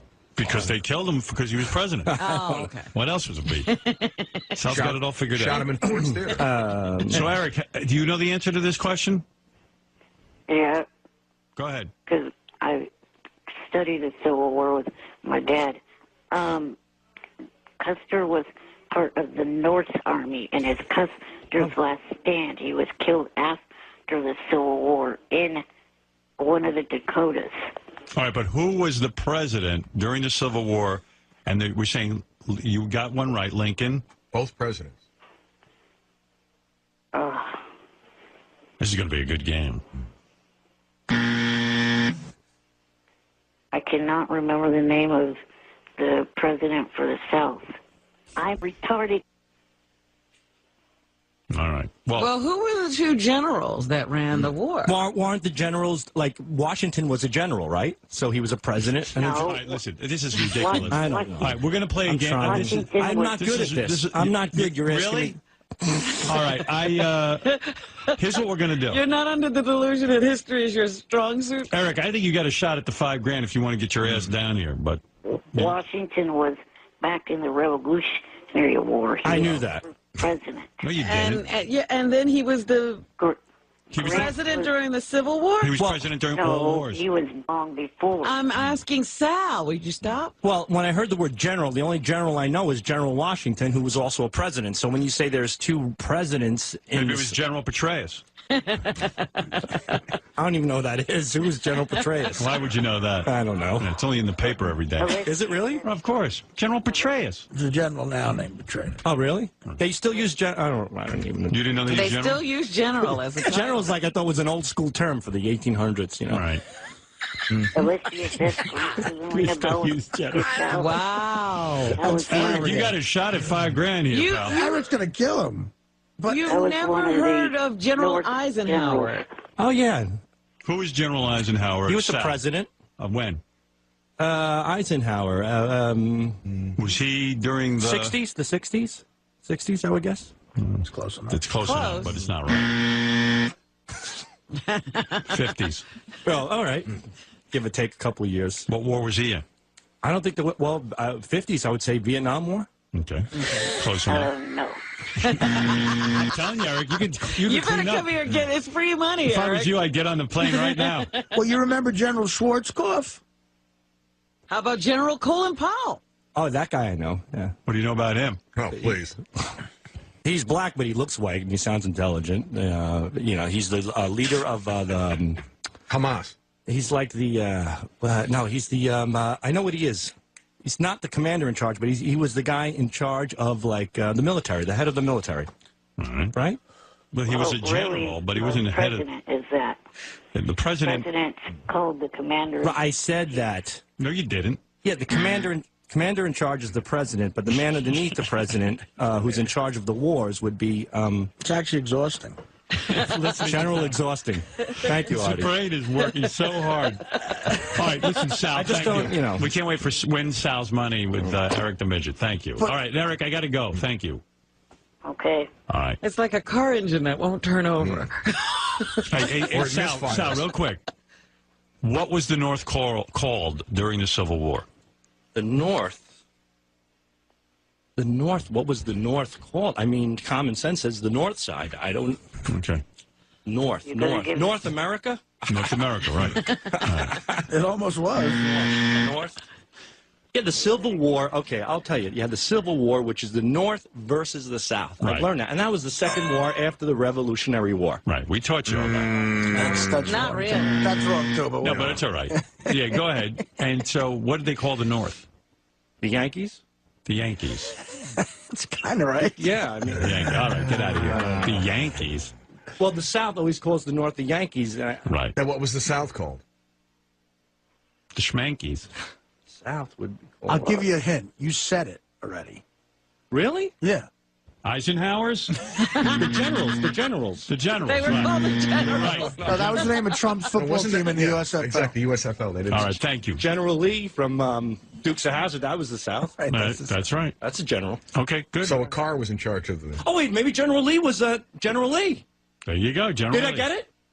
I think got that? I General. don't even know what question we're on. I The gotta South go. Side must have been led by General Lee. There you go. Dukes of Hazzard. Right. Apply Dukes of I Hazzard. knew it. It was because of the car. Yeah. To General Lee. He thinks like a car. All right, thanks. Eric, thank you. Okay. Bye. Just give me 2 seconds, Howard. I got it. Happy New Year, Eric the Midget. Good morning. Happy New Year. Happy New Year to you. How are all you guys doing? By the way, I did have a meeting with Rob Mills, who Eric knows. I hooked Eric up with a high-level executive at ABC. Yeah. And I did bring up Eric's name, find out if there was anything on the horizon for Eric. Yeah, well, he met with a bunch of people, right? And they were all supposed to go back and come up with ideas for him. 90% of the meeting, which was a meeting about me doing stuff, but 90% of the meeting was sort of like just talking about Eric the Midget for some reason. And I just said, is there any chance he can get on some ABC show like, you know, the Bachelor or something?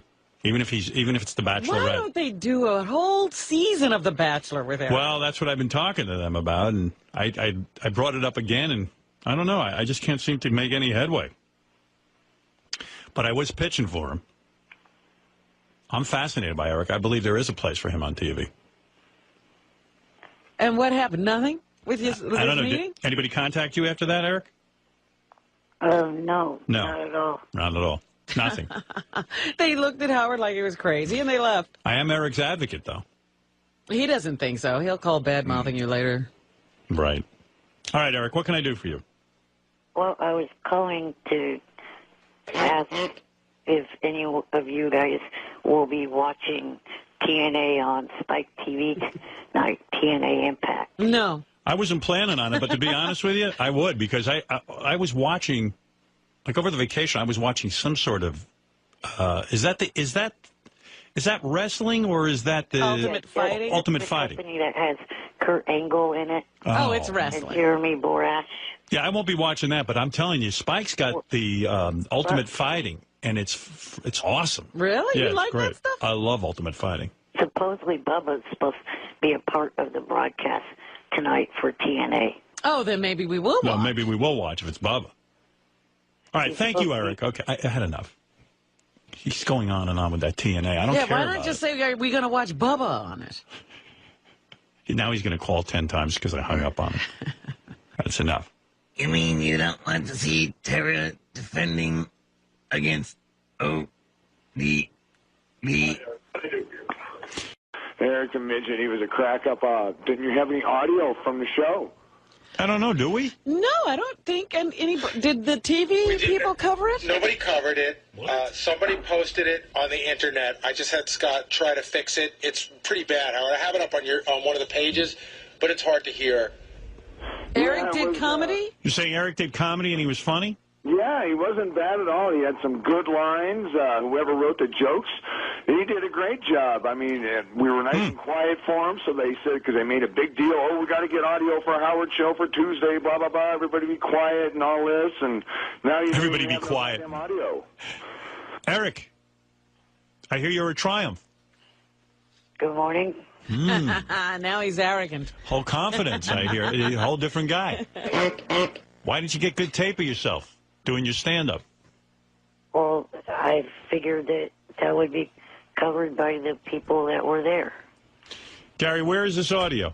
It's on Gary, page 1, third column, top in orange. Poor Eric. Like, Bad audio plagues him everywhere. I don't think it might be Eric himself. Maybe he can't be recorded. I don't know. All they have to do is go through the house speaker, the house system, and record. They had to turn it up the mic really loud, and it caused feedback. Let me see if I can understand this. If not, I'll bail.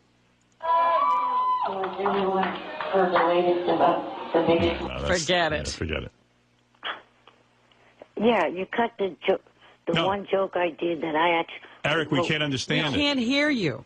We got to get better audio. I can tell already. It's somebody just like using a tape recorder in the audience. No, it wasn't a tape recorder. It was digital cameras. Yeah, that's even worse. That's worse. We can't. I know you don't mind bad audio, but we can't play. Even when Eric had that internet show, the bad audio was legendary. I even made a joke in reference to it. No, well. Well, we're glad you were successful. Yeah, I mean, hey, what do you want from me? Listen, there's no way. All right, I'll try again. Let me see if I can understand this.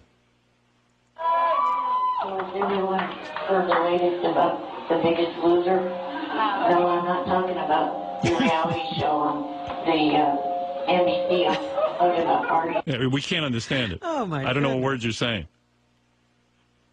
Do you want to recreate it? Then you need to get your hearing checked. I heard it just fine. Yeah, but Eric, you know what you're saying. We don't. In other words, you know the jokes. It's doing you a huge disservice if we play this and no one can hear it. Not to mention the fact that everyone will tune out the show. All right. Thank you. You got to get someone to record off the system, the house system. That's what they did. No. It's a guy holding a... We can hear the audience better than you. Yeah. In other words, when they do a comedy album, okay, like Chris Rock doesn't have a guy in the audience with his digital camera. They're plugged into the board. You know what I mean by a board? Yes. Yeah. They're plugged right into the board, the soundboard. Okay? Right. So there's really not a good... There's no way we can hear this. It just sounds like a big echo. It sounds like... That's what we hear. Thank you. Another failure for... He's mad now. I know. He was about to scream at you for cutting off the tape just as he was about to give his punchline. This is a new low for Eric. I'm thinking back to his Idol show on the internet, where there are just huge echoes and spaces. Spaces, yeah. Yeah. So how are you? Oh, I'm doing okay, Eric. There he is. Hey, King. Hey, 25. I'm late like Artie. I had flu-like symptoms.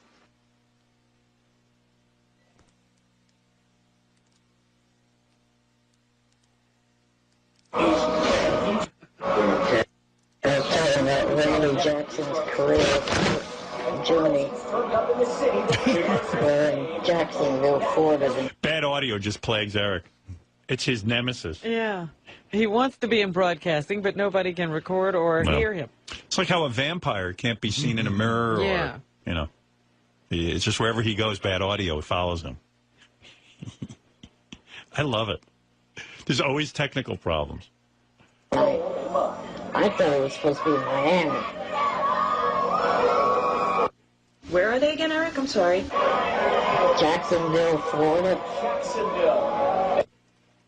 Ah, okay.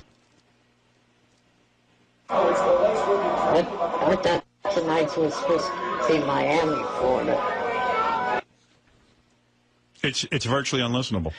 Oh my goodness. There's nothing coherent. You can't keep track of what they're talking about. Yeah, there's a conversation going on, but we're not even sure what it is.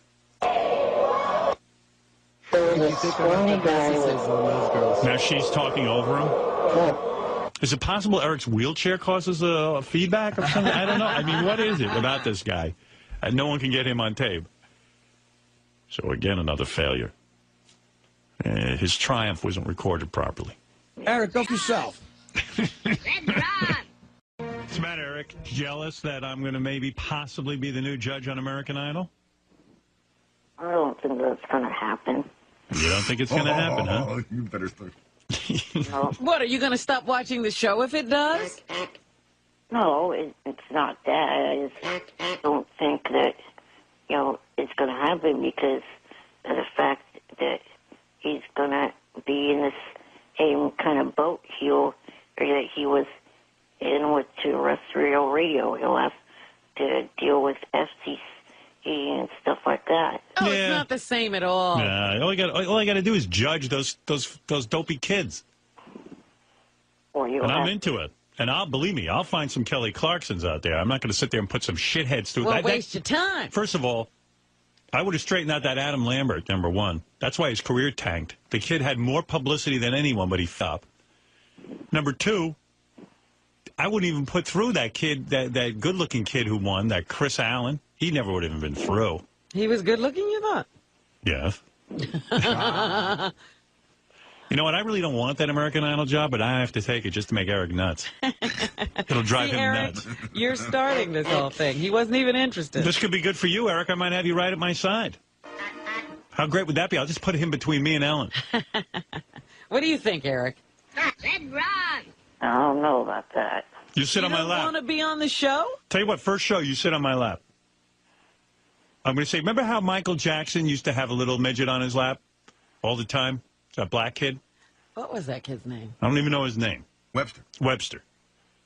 Emmanuel Lewis. Right. Yeah. I'm going to go, here's my midget. Right here. I'm going to bounce you on my knee. And if you feel a little cock going on your leg, you'll understand. You excite me. Oh, God, no. This is Eric's worst nightmare because he wants to be a judge on the show. Oh, absolutely.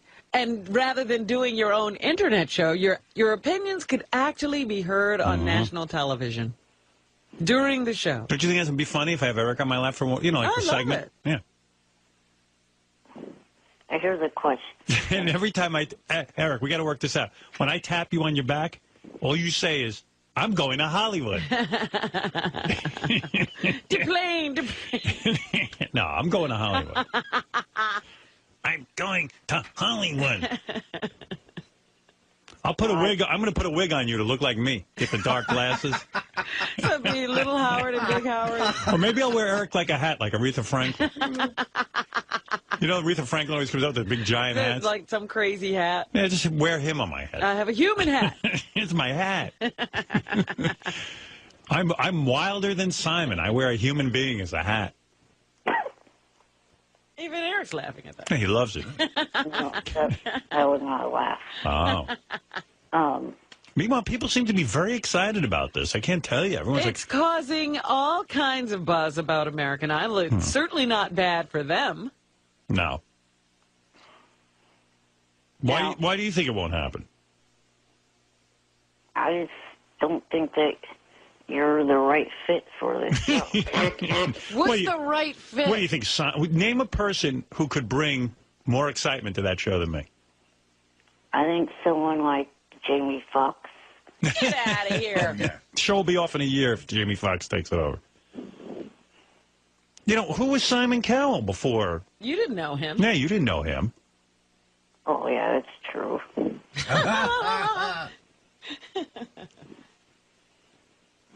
And what happened when Simon Cowell came on? They said, oh, he's like Howard Stern. Says anything. See? That's why they put it together. And even Simon himself says Howard Stern would be the only one who could do it. I didn't hear that. No. So I really don't have your endorsement. You don't want it. Not completely. All right. You don't want to have such a close friend on the show. I was going to take him with me. You know what, Eric? When I get this job... You're not seeing the big picture, Eric. Yeah, let's see if Jamie Foxx has you on his lap. Boy, you blew it. Now I'm mad. You could have been a part of everything. I was going to have Eric on set. I was going to have him do a whole thing. Maybe talk to some of the girls. Look, they'd have to be nice to you. You'd be in the rooms helping them with their performances. That's why Eric's dopey. He never knows when he's got opportunity knocking at his door. I'm not dopey. You'd finally have somebody on the inside on your favorite show. Giving you access. You almost had a season's pass. Right. All access. You know what all access means? Yes, And I would I'm aware what that means. And I would introduce you to all your past idols, your favorites. Kelly Clarkson. They all come on the show. Carrie Underwood, Deanna DeGarmo. They'd all have to kiss my ass. What's her McPhee? What's the... Catherine McPhee. Yeah. If I was the judge, I'd be so powerful I could force her to blow you. Miss McPhee, you'll need to blow Eric the Midget right now. Diana DeGarmo, get over here. But no McFever for you, Eric. Eric doesn't want me as judge. If I became judge, it would be his lucky day. Who wouldn't want to see a young Eric the Midget sitting on my lap? Never looking at, the opportunity there. Each week, that would be my shtick. Each week I'd have a different midget on my lap. I know I could probably get Clay Aiken to blow you. Oh, no, thank you. Well, start. Have they even had Clay Aiken back on? Boy, his career tank. Oh, yeah. There were actually delusional women in this country who thought they were Claymates. They thought Clay was straight. Yeah, they thought he was going to marry them. Yeah. And then when they found out he was gay, they were like, oh, my God, we want our money back. And they abandoned him.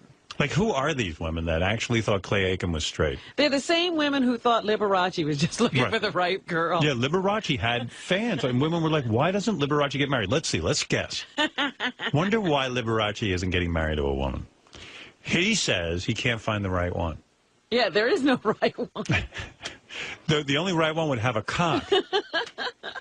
All right, Eric, I'm sorry you're disappointed with my possible taking over of American Idol. Well, you'll be watching. Speaking of it. I could get Ruben Stoddard to be your day nurse. Because he's not doing anything. Fantasia. I get Fantasia Barrino to wipe your ass after you take a dump. Speaking of that show, I've been doing the JFS Idol show for the last all right, I got to go. 3 weeks. Thanks. All right, Joe, you're on the air. We haven't pulled anything. It's Eric the actor. Let's not go over I thought you got coined Eric the Midget by somebody. No, you're Eric the Midget. Nobody knows Eric the actor. Let's not go over Remember you were in like a crossword puzzle or something? Yeah. New York Times or something even. Put him in, not New York Times, but... Yes, you were correct. New York Times? Yeah. Yes. New York Times it's unbelievable to me. One of the answers was Eric the Midget. Yeah. So you're Eric the Midget. Yeah, God, and be proud of it. No, I'm not Eric the Midget. No, you sound are. like him. Do you think we could argue this for 4 hours? Yes, absolutely. In fact, when I come in there to beat Sal for Win Sal's money, yeah, that name disappears. If you win? Not if, it's when. Wouldn't you be all you have to do is get that producer of yours away from Solitaire and get him to book me in either April or May. So you were not in the New York Times crossword puzzle, were you?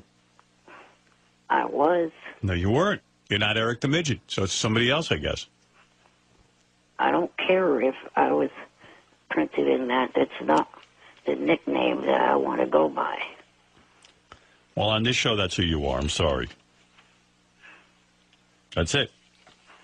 I don't know what else to say. So what can we do for you, Eric the Midget? Well, I would like to know why it's been over a month since I was last on air. Well, because generally when I pick up on you, you have nothing to say. I mean, sometimes it's fun and sometimes it's good to check in with you, but getting you on the air on a regular basis is I mean, especially judging by the email, people can't take it. They hate it. They're like, why do you have him on? It's boring. We have to tune to another channel. And I understand a lot of times it's hit and miss with you. You know what I mean? It takes a long time for you to get a thought out. Sometimes the thought is just a promotional thought, right, like where you're naming different websites. Or I just want to tell you where I'm showing up. Yeah, and people don't care. Like this morning, he's sucking. Well, he hasn't really. Shut up, Fred. He really hasn't really said anything yet. But you're right. Like, I don't know what to do with him. Yeah. You know? No, you're right. Sometimes he calls in and he's pretty entertaining. But this morning here, I don't know if he didn't get enough sleep or he's tired or what. Yeah, Fred, in a voicemail that I left last night, I agreed with you and Robin on that rocker guy. That guy sucked. You're right. Then a lot of times you bring up stuff that's like happened 3 days ago. Right, he's talking about the contest. Yeah, and then I have to sit and Maybe describe. if you let me on air that day, it would have been more relevant. Maybe. Oh, maybe we should have had him as a judge. He might make a point. I think the problem is I don't know when you're going to be good or bad, so I get kind of gun shy picking up the phone on you. You know, sometimes I can't, and sometimes I'm just too busy to get to you. Well, after being pent up for a month, you must have something to say. Yeah, you must have. You haven't been on the air in a month. What could you have to say? Let's hear. Well, for starters, Thursday is my birthday. See what I mean? Do you see what I mean? I mean, do you really think the public cares? Hey, Howard, what kind of like maniac, like how full of yourself do you have to be to think that the world gives a shit your birthday? I mean, he hasn't been on for a month, and now he wants to talk about it. Go read another audio book, you moron. At least I read. The last time we had you on the air, we figured out you can't even add. What's 9 times 7? 63. You sure? Yes. Positive? Yes. All right. that one he knows. Give him another one. Maybe he studied. What's 8 times 9? I know, Howard, like I deal with my kids. They have trouble with their 8s and their 9s and multiplication. What's 8 times 9, Eric? It's true. I don't know off the top of my head. You're retarded. No, I'm not. I'm a retard.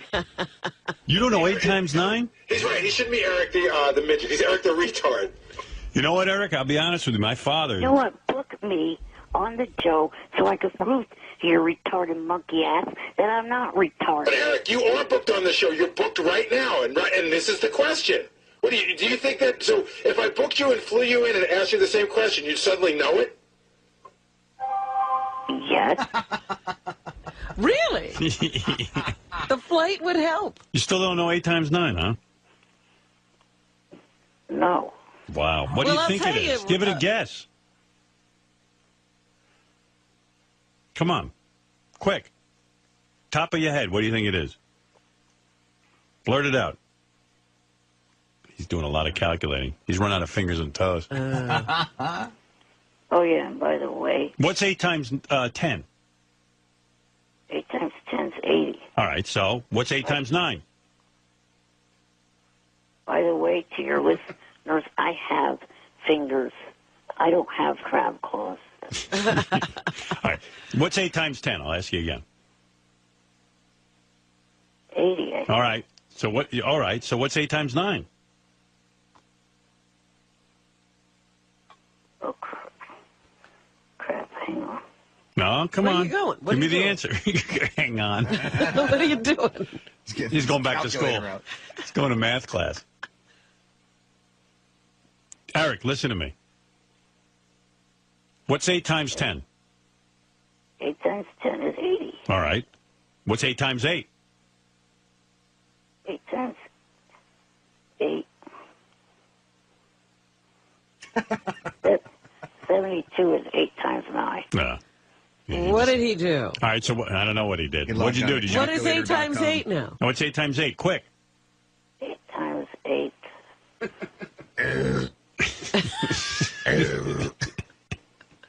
He's got a calculator or something. Yeah, he's got the computer on or something. See, this is a good agenda. Well, he comes here. He wants to come here to compete with Sal. That's not going to prove that you're not a retard if you beat him. Right. Sal's a retard.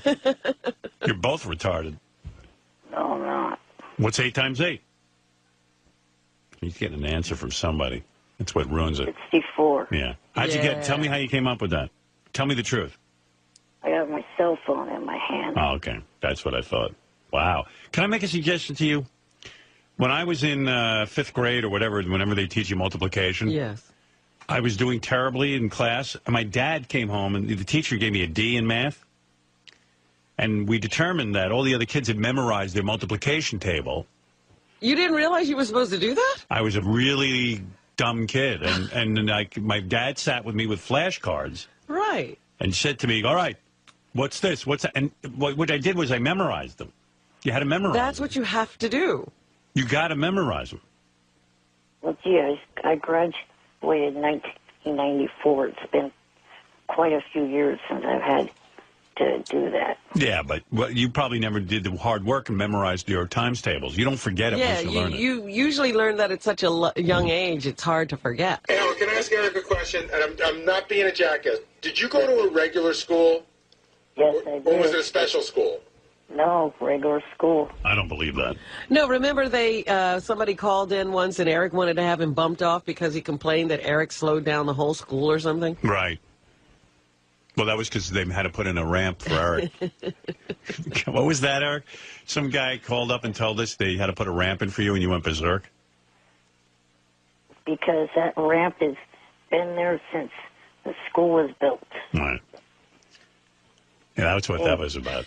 Eric got upset that the ramp had to be put in for him. Well, the guy claimed that Eric slowed things down. He slowed the whole school down. Everybody was trying to go home, and Eric slowed everything down. All right, Eric, look, I got to go, okay? All right. I mean, it doesn't seem like you have anything to say. Aside from the math questions, which now you have your cell phone. It's funny when you calculate in your head, but even the cell phone bit, you ruined the bit by going to your cell phone. Right. I went to the cell phone because someone texted me and I had the phone in my hand. Anyway. Yeah, but that ruined the bit. It was funny when you couldn't answer, and you were trying to do it in your head. And then you get the answer off the cell phone, and then you're not funny anymore. And we have to go. Yeah. So that's why I don't always pick... Your original question was, why don't you pick up the phone on me? Even the math thing everyone enjoys... You ruined. You ruined that. All right. Thank you. You never know what's fun. I'm trying to get down to L.A. sometime next month or something to meet with a agent for acting. Oh, good for you. I don't know if you guys have seen this show Pit Boss on the Animal Planet. But that's the guy I'm trying to meet with, named Shorty Rossi. All right. Hey, I got to go, Eric. Thanks, man. Uh-huh. That sounds good. Let me know if you get any... Call me back in like a week or so when something happens. All right. All right, man. Later. I like Eric. It's just he has a way of killing everything. Well, we enjoy Eric no matter what. Yeah. It's just the audience does. The audience just revolts. JD played this for me. And I think this is great.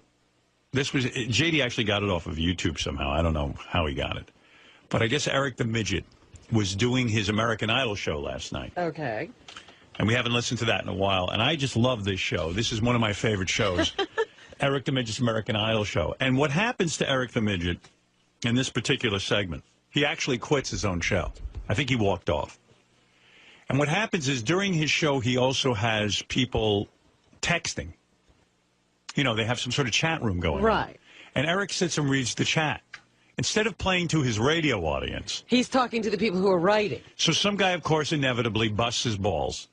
And somehow this guy who was busting his balls was made a moderator in the chat room, which drove Eric to distraction. He got off his game. And then it's like a guy at a comedy club who gets heckled and then he only talks to the heckler. Yeah. Eric the Midget is engaged in yelling at a guy. The guy's writing. You don't know what the guy's writing. But in the middle of the radio show, Eric has a meltdown and starts yelling at the moderator. So here he is. You got to get into Eric's rhythm. You know how that goes. But here is Eric from his award-winning radio show, American Idol show. All right. And you can hear American Idol being played in the background because Eric is watching it. No, I don't really have any big plans for my birthday, really. Hey, hang on, guys. Unmod TT now. Especially with that chain. Take him off the mod list. I highly doubt that Joy asked for him to be modded. This is some show, isn't this great? He's yelling. What am I listening listening to? You're listening to Eric screaming at the people who run his chat room to take that guy off being moderator. The mod list. Off the mod list now, or the show is over. Now he's threatening to take. He'll walk off his own show. He's walking off his own show. If this guy, one stupid guy, he can't. He just ignore him. Don't look at the chat room.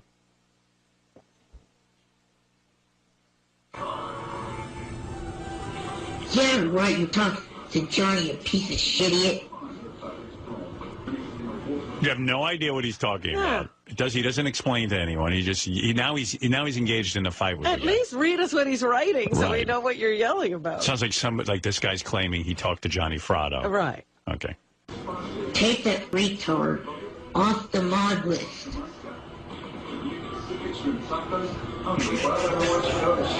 Jan's calling Johnny. I'm not going to do it in the middle of this.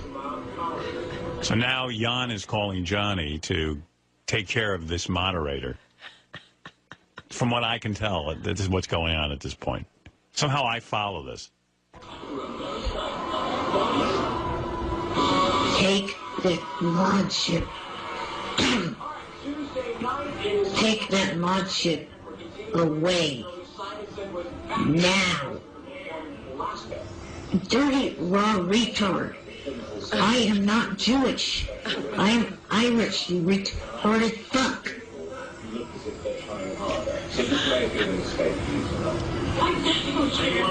I'm not yelling as if it's retard or it's bad to be Jewish. You should have when people are yelling and they go, I'm not yelling.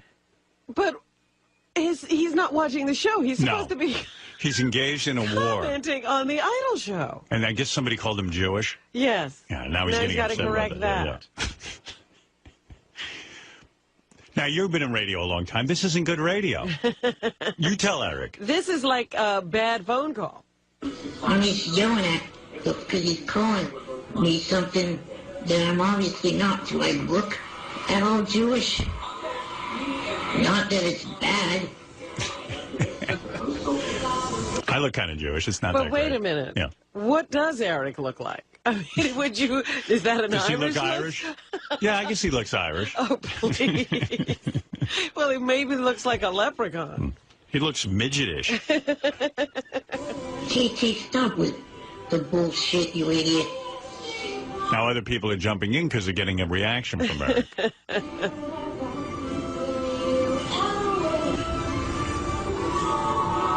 There's big pauses. No, because he did not get an apology for his retarded ass comment that got him kicked out of here the last time. Anyway, that's Eric's radio show. Wow. There's a little piece of that. I know you can't handle it, but I love it. I love that radio show. It's a train wreck, and I like it. He's breaking all the rules.